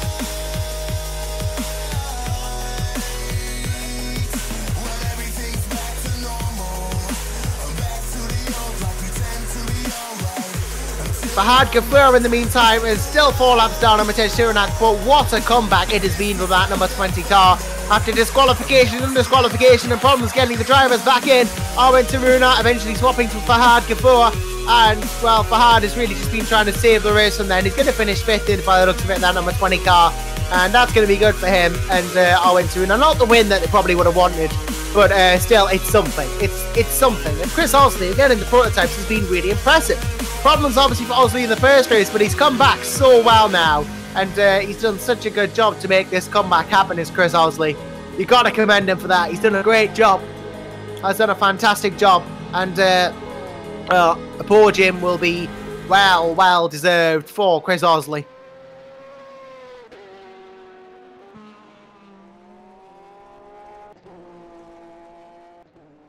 Keeping an eye on Moreno's times versus Andros Alvarez's times. Last time for Moreno was a 1:43.101. Last time for Andros Alvarez was a 1:45. He made a bit of a mistake there, but he's been in the 43.7s. So apparently we have visuals back. Lovely. Thank you to our cameraman Nas for sorting that. And well, yeah, Andros Alvarez is slower, it seems, than Louis Moreno at the moment. So it looks like it will be a victory for the number 61 BMW then. Will be a victory for Louis Moreno and Clapano as well. To I believe Czech teammates might be from the Philippines, though I can't quite see. Yep, I think they are Philippines drivers actually. Apologies for that. I've been calling them Czech all this time. Well, that's me knowing my nationalities, isn't it? Well, that was a bit of a Freudian slip, but still. Worst things happen at sea, eh? Either way, though, this could be an interesting race, and we'll have to see exactly what happens from here on in. Just, of course, now 34 minutes to go. Just about half an hour. It's been a great race so far, and, well, it's going to be one more to go. Of course, Moreno and Anbu Racing here have really just been the dominant force ever since Gray lost the lead. They've not had any hope of losing it. They've been on it 24/7 here, and indeed a good race it has been from Clapano and Moreno. It's been a very good run.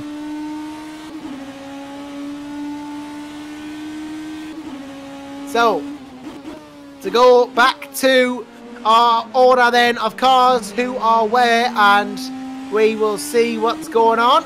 Let's have a gander through the fields. So, Mitesh Siranak leading at the moment in the number 37 Gibson P2, followed by the number 31 World of Sim Racing Alpine of David Draper. Then it's Chris Osley in the number 29 Alpine. Then Eduardo Del Rincon, the number 5 Alpine, and Fahad Kafur in the Gibson in 20 car in 5th place. First, the GT is Ghost. Ambu Racing's car, the 61, Louis Moreno. Then Andros Alvarez for World of Sim Racing in the 105. Then 117, Sebastian Rodriguez in 3rd place. Jack Ekprasek, the Japanese, in the number 4 car in P9 overall, 4th in class. And Mark Robinson rounds out your top 5 in GT in the 127.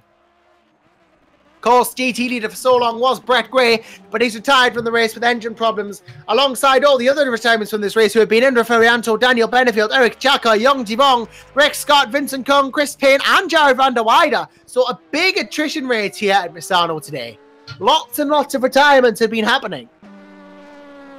A difficult track, evidently, for drivers to master. Has not been easy.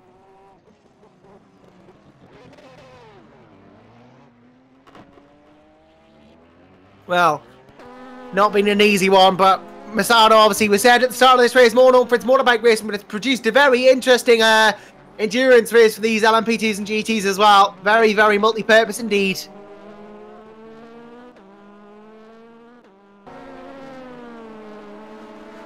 Always good to see that. And, well, tracks can be used for more than one thing. As Simon Svek is out, Simon Svek has retired in the Sim Racing Philippines car. Unfortunately, Svek is out, and that is a shame. They were doing okay, but unfortunately, another one that is added to the added to the retirement list, which is a shame, but still, there's only so much one can do about that sort of thing. And, well, sometimes it is technical issues that play out the race, as we saw with some drivers. Other times it's just plain bad luck.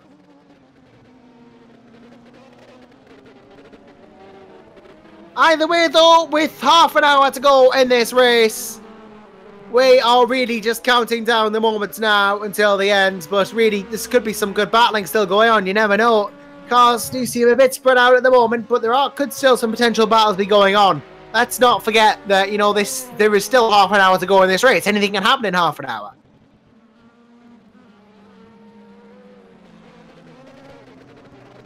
I mean, for all we know, everyone could crash in half an hour, but we hope it doesn't happen, because that would bring the race to a premature end if there was no one left to contest it.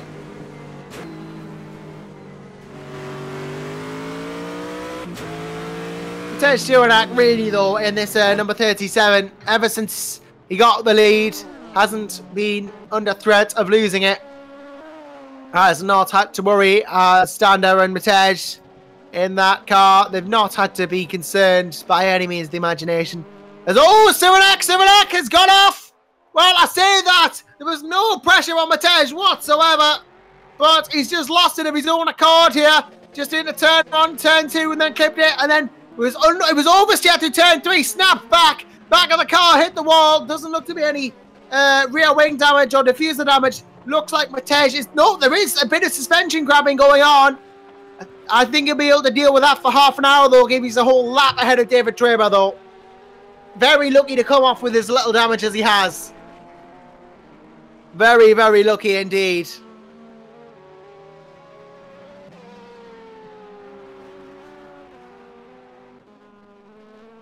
Mitesh Siranak then just trying to recover after that. Little bit of a problem for him. Just as you see, the pressure can get to anyone. Even if you have been leading a good portion of the race, it can get to anyone. You can just make a mistake. David Draper and Chris Osley behind. I'm sure that'll give them a bit food for thought. Maybe give them a bit more incentive to push hard if Mitesh comes into the pits. But, you know, there's still a whole lap between them. Between Draper and Mitesh Siranak, so I wouldn't imagine for a minute this is going to bother Mitesh any. As I say, it might just decide to continue with the damage if he doesn't think it's bothering him too much.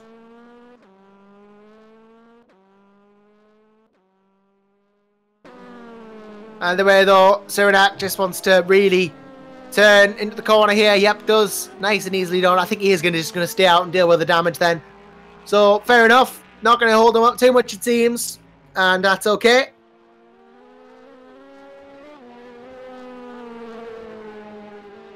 Lumi Moreno not being held up by anyone at the moment. Just running his own race in that Anbu car there.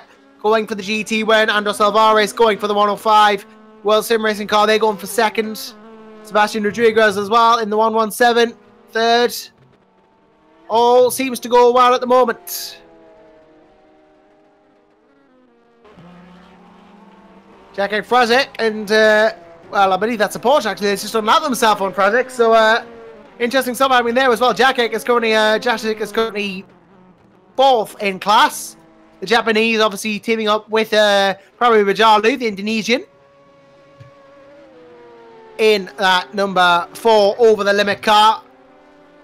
And very good team, it seems. Very solid team. 4th place, very respectable result, of course, for them.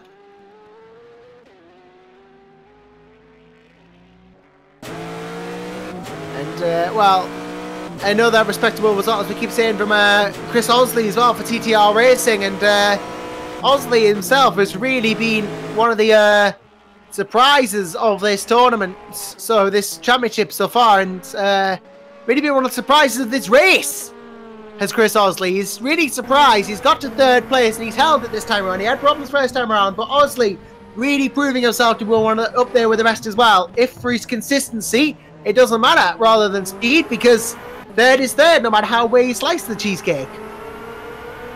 Doesn't matter how you slice it, if you still get 3rd, you get 3rd.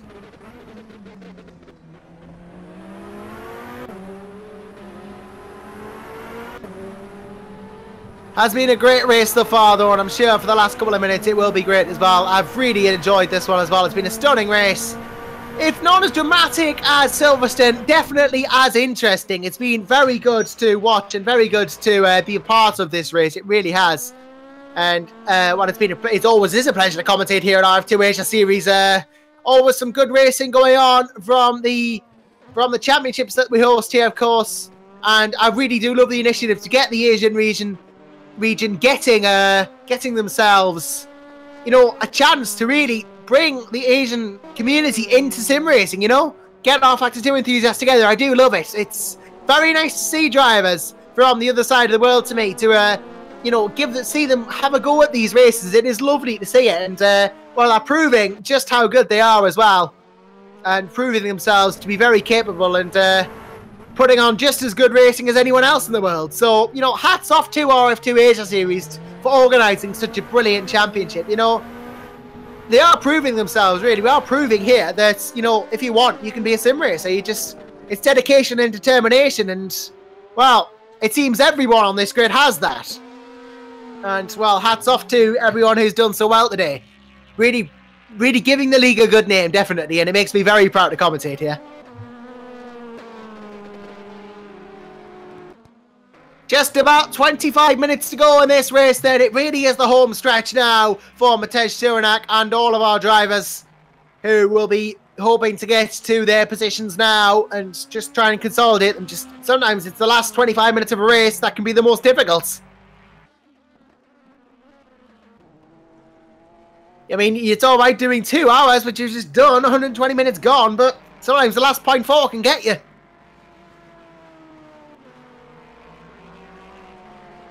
Really got to be on it all the time in an endurance race. We keep calling them endurance races. It's more like a 2.4 hour sprint, really, because it never ends until the last second. But Chris Osley, I'm sure, will be happy with the 3rd if he can get it. David Traber happy with the 2nd. And Ron, he's going to be happy with the 4th. And Matej Cirac delighted with the win in P2. Lumi Moreno has not really had much competition from Andres Alvarez, unfortunately, ever since he gained the lead of this race. And Moreno and his teammate Claparo for Anbu Racing should take the race win in GTs, assuming nothing goes wrong. Sebastian Rodriguez should come home again in 3rd. Positions kind of starting to become a bit more obvious now, but it's more about consolidating them. Dean Jose has actually had a spin. So you see, this is what I'm talking about. Nothing is certain until the checkered flag drops. But yeah, Dean Jose there is just going to try and get to the end, I guess, in 13th overall. Lachlan Andrews, I believe, the last running car at the moment, 17 laps down, running into problems this race. quite impressive last time at Silverstone, of course, but Lachlan ultimately is going to finish back in the pack here at Misano. Ahead probably, though, of his compatriot, Bet Gray, so there's that, I guess, but, you know, Gray, not really the way he wanted to end this race in the garage, wanted to end it on the top step of the GT podium. And he's not going to do that now, unfortunately. As the sun is rising here at Misano, a beautiful sunrise indeed. Lovely, lovely views at the Misano World Circuit with 22 minutes left to go in this race. And you couldn't really ask for more than that, can you? A beautiful way to end the race with the sun rising over the circuit as the cars take on the track for just 22 more minutes. There's been thrills in this race, there's been spills in this race, but it's certainly been an entertaining one, that much is for certain.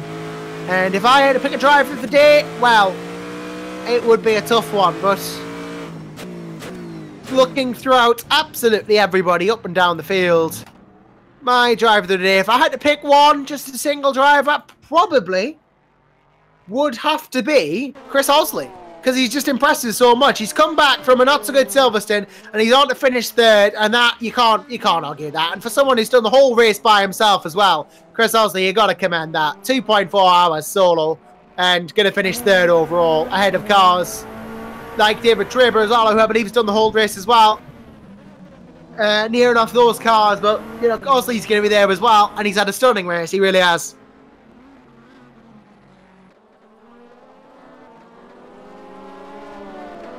Well, I'll tell you this, the sunrise is always one of the most lovely looking bits as it just comes out of the dawn at Misano.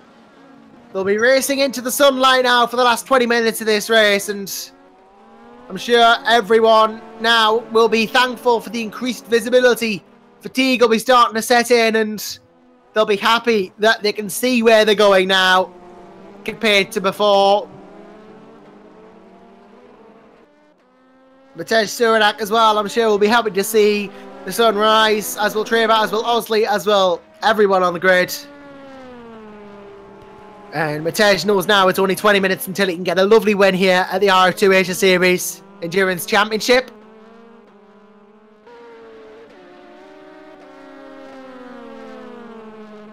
Really going to be an interesting one to see if anything does happen in this last 20 minutes, of course, because the race is not over until it is over.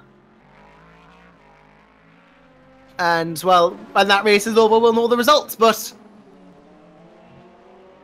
what we don't know the result of is Andres Alvarez versus Sebastian Rodriguez. We talk about Andres Alvarez not catching Luis Moreno. He might catch Rodriguez for second at the bare minimum. Might be able to salvage something from this race. If it's not third, it will be second. But Andres Alvarez is going to go for second anyway. Won't get the win, you don't think, but he'll try for second anyway. Try and catch up with Sebastian Rodriguez. But I think the presence of Alvarez has caused Rodriguez put the hammer down as here comes Matej Suranak to lap them, but then goes very wide for Matej there, but still gets through, and we'll have to get past Rodriguez now. Going to be interesting to see how this is going to go. And, well, Alvarez versus Rodriguez, a potential battle, as we keep saying. They're a second and a half in it at the moment.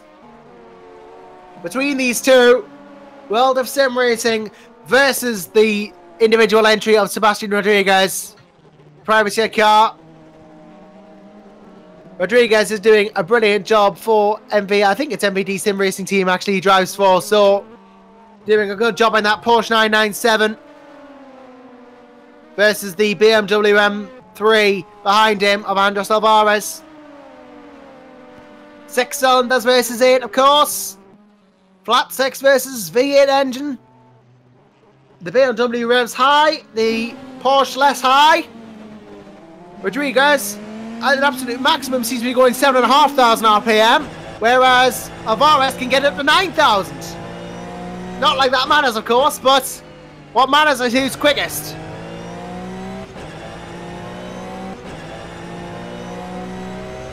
Going to be interesting to see how this race does end, as I've just seen, I believe Traber's gone past Alvarez as well. So he's getting the traffic out of the way now. He doesn't have to worry about it. Rodriguez has to deal with it after him, which is going to hurt him, of course, but yeah, Sebastian Rodriguez Really giving it the absolute maximum at the moment to try and get away from Andros Alvarez. Mark Robinson is in the pits with 18 minutes to go, actually. So, Robinson in, but this battle between Rodriguez and Alvarez is where it's at the moment. Only about a second in it now between these two, and this is for track position as well. Alvarez going for second overall. Rodriguez trying to hold second overall.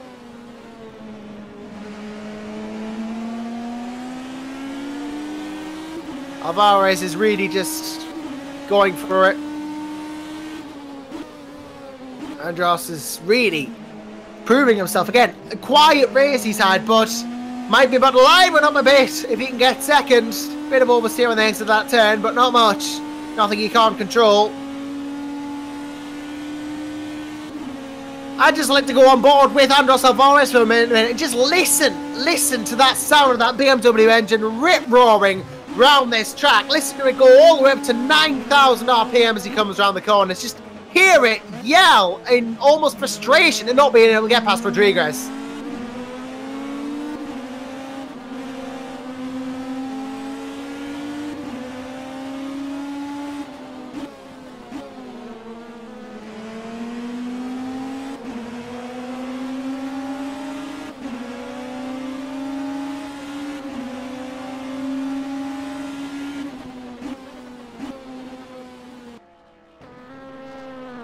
There goes Louis Moreno as well through on Alvarez, and well, obviously getting through as the leader there, but he's now got someone to follow, and sometimes having someone to follow can make all the difference, you know, as Alvarez now can follow past Moreno, and Rodriguez has got to give way to Moreno when he comes through, being blue flagged and all that.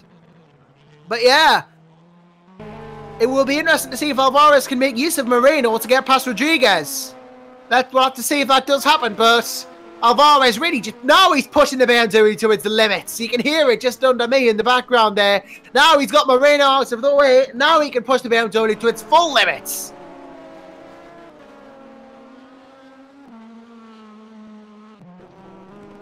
Such a quick car, that BMW M3 GT, and well, Louis Moreno proving that by the fact he's leading Rodriguez obviously ahead of Alvarez in the Porsche 997 RSR. Which is a fast car in its own right. Bit more handling based, I believe, than the BMW, but it's a good handling car, the BMW. Each car has its own quirks and traits, of course, being different power plant, different engine configuration. So you've got to find the car that works best for you. And Sebastian Rodriguez obviously finds the Porsche works best for him. And it seems to be working okay for second at the moment, though, of course, we know Alvarez trying to catch up. Doing a very good job, though, here, Sebastian Rodriguez. And, well, we've heard one car. Let's hear the other, if it's all right. And listen to the sound of that flat six engine as Sebastian Rodriguez tries to fend off Andros Alvarez and the rest of the cars behind him.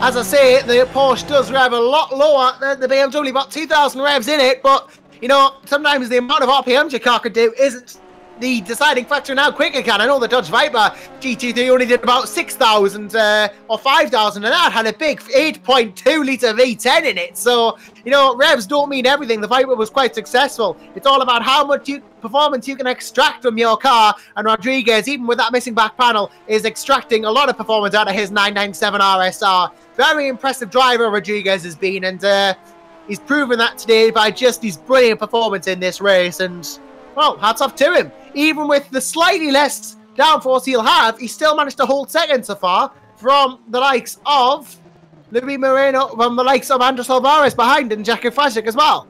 Obviously, Moreno's gone through, but, yeah, a whole lap ahead of Rodriguez now, but not really a problem for Sebastian at all. Really has been an impressive driver for certain. Rodriguez then Still running his own race, as is Fahad Ghafour, as is Chris Osley, as is David Tribb and Matej Suranak. Suranak in these last 13 minutes of the race now. You can't really look past him for the win. He's a whole minute ahead of the next place car. Not quite lapped David Tribb yet, but I'm sure he was a lap ahead before. He's going for a lap ahead again. Tribb is not that far ahead.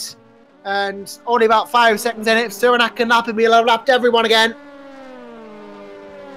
He's got pretty much a lap anyway, so he doesn't need to worry too much about getting it done. But I'm sure it'd be a point of pride for him to lap everyone in the field, wouldn't it?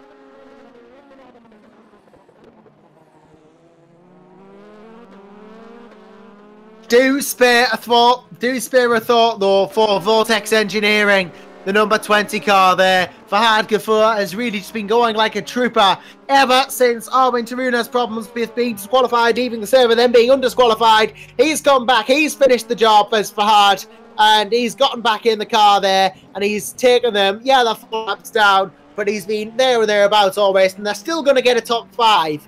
Which is still very, very respectable work indeed. You can't fault them for, you know, you've got to admire the fact that they've kept on going all this time. You've got to keep that, you know, in consideration.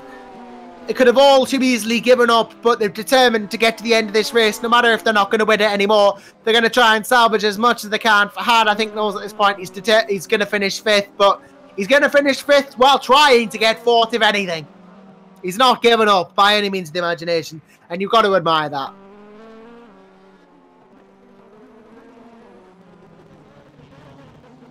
Of course, Vortex did so well last time out at Silverstone, and, well, not quite been their race at Misano, but still, they have tried, and they have done well. Andros Alvarez in the pits, so I guess this kind of puts pay to any chances of him getting a third place, second place now in GT. Pretty much confirming at this point. I feel like he's going to finish where he has, going to change the tyres for one last blast round Misano circuit. And Frazek obviously will be chasing down all the time that Alvarez has stopped here. And will come out of the pit sooner rather than later. Jackie Frazek is just gaining time and gaining time all the time, but I think Alvarez will definitely stay ahead. A whole lap in it at the moment anyway, so short of a disaster for Alvarez now, I imagine this will be position held and well consolidated almost. Now Rodriguez has nothing to worry about. He can just go around being in second easily. He pretty much knows he's got this now. 10 minutes to go then. Just 10 to go. We've had 2 points, whatever it is, hours, and we've come down to 10 minutes left in the race. And what a race it has been here at Misano. I went in thinking that perhaps it would be the Vortex Engineering car winning again, and they retired and then came back. And now they are 5th, so they're not going to do that. I thought Brett Ray was going to win in GTs, and then he went out. I've been proven all kinds of wrong here today at Misano, but, well, if there's anything that has been proven, it's that RF2 Asia Series always throws up good racing. Always an entertaining one, regardless of what happens. Alvarez is still going to get a podium, even though he's had to make that pit stop. He will be in that 105, will still be 3rd. Still a very respectable result indeed. You can't fault that. Podium is always good. And oh, dearie me, Fahad Ghafour. Well, in that Vortex car, he's been racing for quite a while now, and just a bit of a contact there with the Porsche GT, and yeah, Ghafour just was coming around the outside of the corner. The Porsche was on the inside. Bit of a misunderstanding. No damage though, just pushed a bit wide, and Ghafour taken for a little bit of a ride there, but with 9 minutes to go, and as far as back they are, it's not really going to change anything. Hasn't cost them any real position. Hasn't cost them any real position on track, and they can just get on with it, as the saying goes. Get on with the show and make it round the track for these last few minutes. So, oh, now we're missed with the GT again, as here comes one of the World of Sim Racing cars. I do believe that's Eduardo Del Rincon. Yep, it is. It's, oh, well, Fahad Ghafour now getting, this is a bit of a problem now for Ghafour, as he's been forced to go wide to avoid the GT that just spun there. I do believe, actually, that was Dean Jose. Well, yeah, that was a bit of interesting driving from Jose there. obviously, he just kept going to the inside and he squeezed Gafur out despite the fact, he was there. He just he squeezed him down the inside, a bit more contact, and then he spun of his own accord. And well, it wasn't the finest example of backwalking we've seen this race, that's for certain. But bit of a misunderstanding then, perhaps between Dean Jose and Fahad Gafur. Again, it doesn't really change much, but Fahad seems visibly annoyed with that.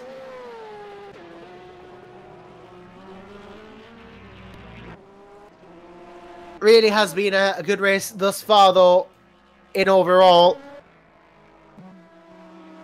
Gonna be interesting to see how this goes. Just a few minutes left now. Of course, the race has been a stunning race, and I think we all know who's going to finish where at this point, for the most part. But you know, it's you've got to get to the end of an endurance race for your result to count. That's the thing. To finish first, you must finish, or at least get 75% of the way.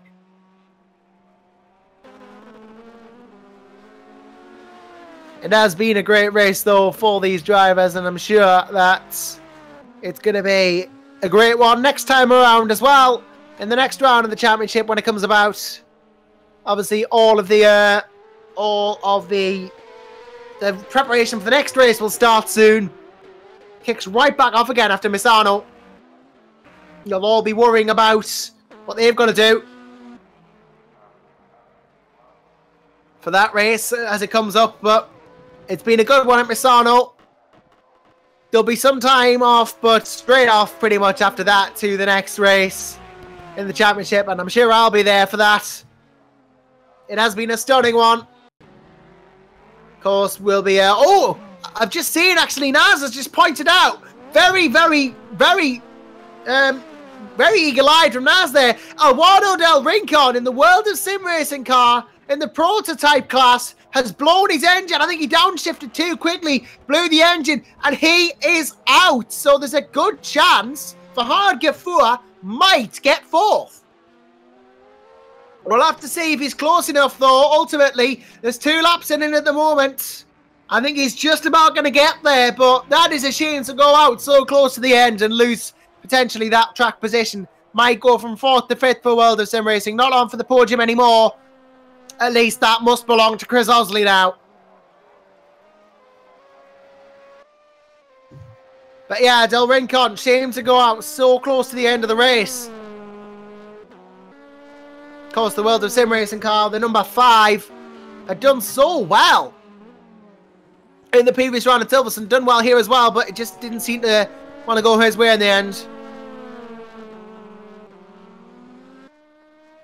Ultimately, it seems like the points were against him, and he couldn't make the end of this race. He just double downshifted too quickly, perhaps, and out of the race, which is a real shame for Del Rincon.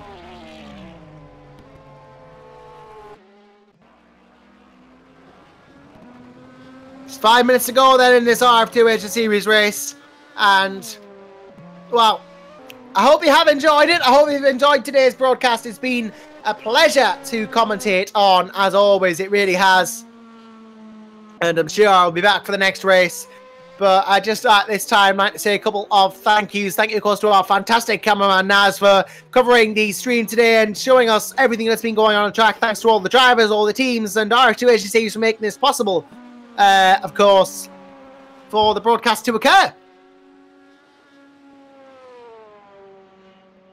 Really has been a pleasure working with the league here with SimNews.TV, and well, always a nice series to commentate on this. Always love this, and of course, thanks to Jacek Frazic and Chris Payne for organising, and everyone who's donated and participated in these races as well. Thank you, of course, to Jacek and Chris Payne for organising the series, and everyone else as well. Always great to have these people working and volunteering to help out and do all the things that they do. Without them, ultimately, this series wouldn't be possible.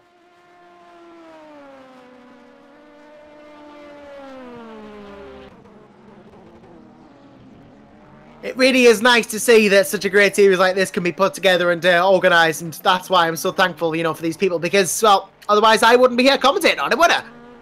I wouldn't be able to talk over this brilliant racing. In fact, this brilliant racing wouldn't exist.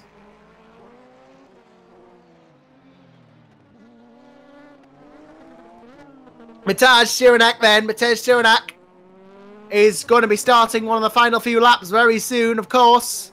About 2.5 minutes left to go in this race. Therefore, I am going to say that this is probably going to be the second to last lap that he starts soon. And the next lap will be the last. So, Matej Ciranek, I believe, now starts his penultimate lap of the race. Just 2 to go. It's been 2.4 hours, but now it's going to be 2 laps. It has been a really dominant race since they took the lead of this race, the team of Matej Ciranek and Standard Sinal. They've not had any worries, really. No one to bother them that much. It's pretty much been all them throughout this race, ever since Fahad Kafour's car, the number 20 Vortex car, was disqualified from the race. They've not had to worry about them. But really, it has all been about that 37 in the LMP2 class. Really been their race and being a good one to watch for them. And to go to Louis Moreno again. Anbu Racing are going to get a win in the GT class. Moreno and Clapano, 2 drivers from the Philippines. Really, really definitely good to see them good there. It's been a storming race ever since they got the chance to lead it. We all thought Brett Ray was going to, but, well, I did at least. I thought Brett Ray was going to take the win, but he didn't. Moreno, though, going to be interesting to see how happy he'll be at the end of this race when he wins it. Of course, this race hosted by Gona Service in Tokyo, Japan by Justice Project and White Lion for Australia, one of the major donated by Chris Payne as well, being told by Naz. As Matej Ciranek now starts what I believe will be the final lap of the race. So thank you, of course, to the server donations and operators as well. Always interesting to hear who does that. And, well, if you've been impressed by the server quality, you might get your next server from them. So Matej Ciranek then, one more lap of the track for him. Going to come around the left kink now here at Misano World Circuit. Down the back straight into turn 8. Into Kursia. And, well, what a race this has been then. It's been a great one for sure. Matej Ciranek and Standard Sinal, the winning team it seems, in the number 37 today. Once they got the lead, they never really lost it. And as he comes round turn 10 now, Tramonto, you can sense there's just a moment or two to go until the celebrations really begin in their garage. Matej and Standard will be a very happy team indeed. And rightfully so. Into turn 14, the big hairpin, they come now. 2 more corners to go after this. Into Caro now. And just 2 more, turns 15 and 16. They're going to pass the GT winner, Louis Moreno and Anbu Racing. But it will be Matej Ciranek in the number 37 car. Him and Standard Sinal are going to take the win of the race here in the RF2 Asia Series. Round 2 at Misano belongs to them, and you can tell how happy they are with that. What a result, and Louis Moreno wins it with Anbu Racing as well as Alexis Capano in the GT class. So we have our winners. It's Anbu, and it's the team of Ciranek and Sinal. Great racing from both of them. Jacek Frazik for No Limit Motorsport alongside Pro Rajalu will finish 4th in the GTs. Deborah Treba for World of Sim Racing will probably be coming home in 2nd. Chris Osley will come home in 3rd in the 29. A stunning race for Osley, really showing how good he can be today. Fahad Kafour does finish 4th in the number 20. Ronald de Rincon almost 4th. Does finish the race though. Does finish the race. The number 5 car, ultimately, I think, gets far enough to be classified in P5. Sebastian Rodriguez does finish 2nd in the 117. The 105 of Alvaro should come home in 3rd. Guji K is going to finish in 5th in the number 22, which is always a good result, considering he had damage from pretty much the start of the race. Mark Robinson should come home 6th. Cardoza finished the 7th in GT. Faustino should come home in 8th. Dean Jose might come home in 9th. And then David Heyer should come home in 10th. In fact, already has in the BMW there. Lachlan Andrews will round out the field in 11th in GT. And, well, the retirements from this race were Brett Gray, Simon Svick, Indra Ferrianto, Daniel Benefield, Eric Chaka, Yong Jibong, Rick Scott, Vincent Kung, Jared Vanderweider, and Chris Payne. And, well, Mitesh Siranak celebrating with the celebratory donuts at the end of that race. That's how happy he was.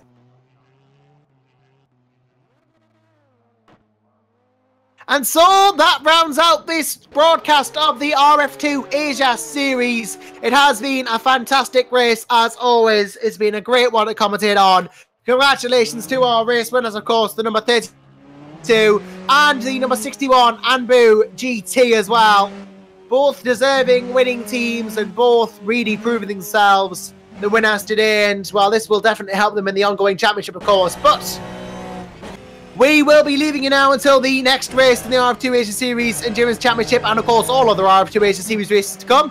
But yeah, it's been a great one. I'd like to thank once more all the donators, all the participants and server operators, Jack and Fresh and Chris Payne for organising the series, and of course my wonderful cameraman Naz right beside me. Wouldn't be possible without any of them. And well, for me, Josh Randerson, I'll be seeing you next time in the next round of the Endurance Series, which I'm sure will be just as good as the one we just had. Take care and have a great rest of the evening.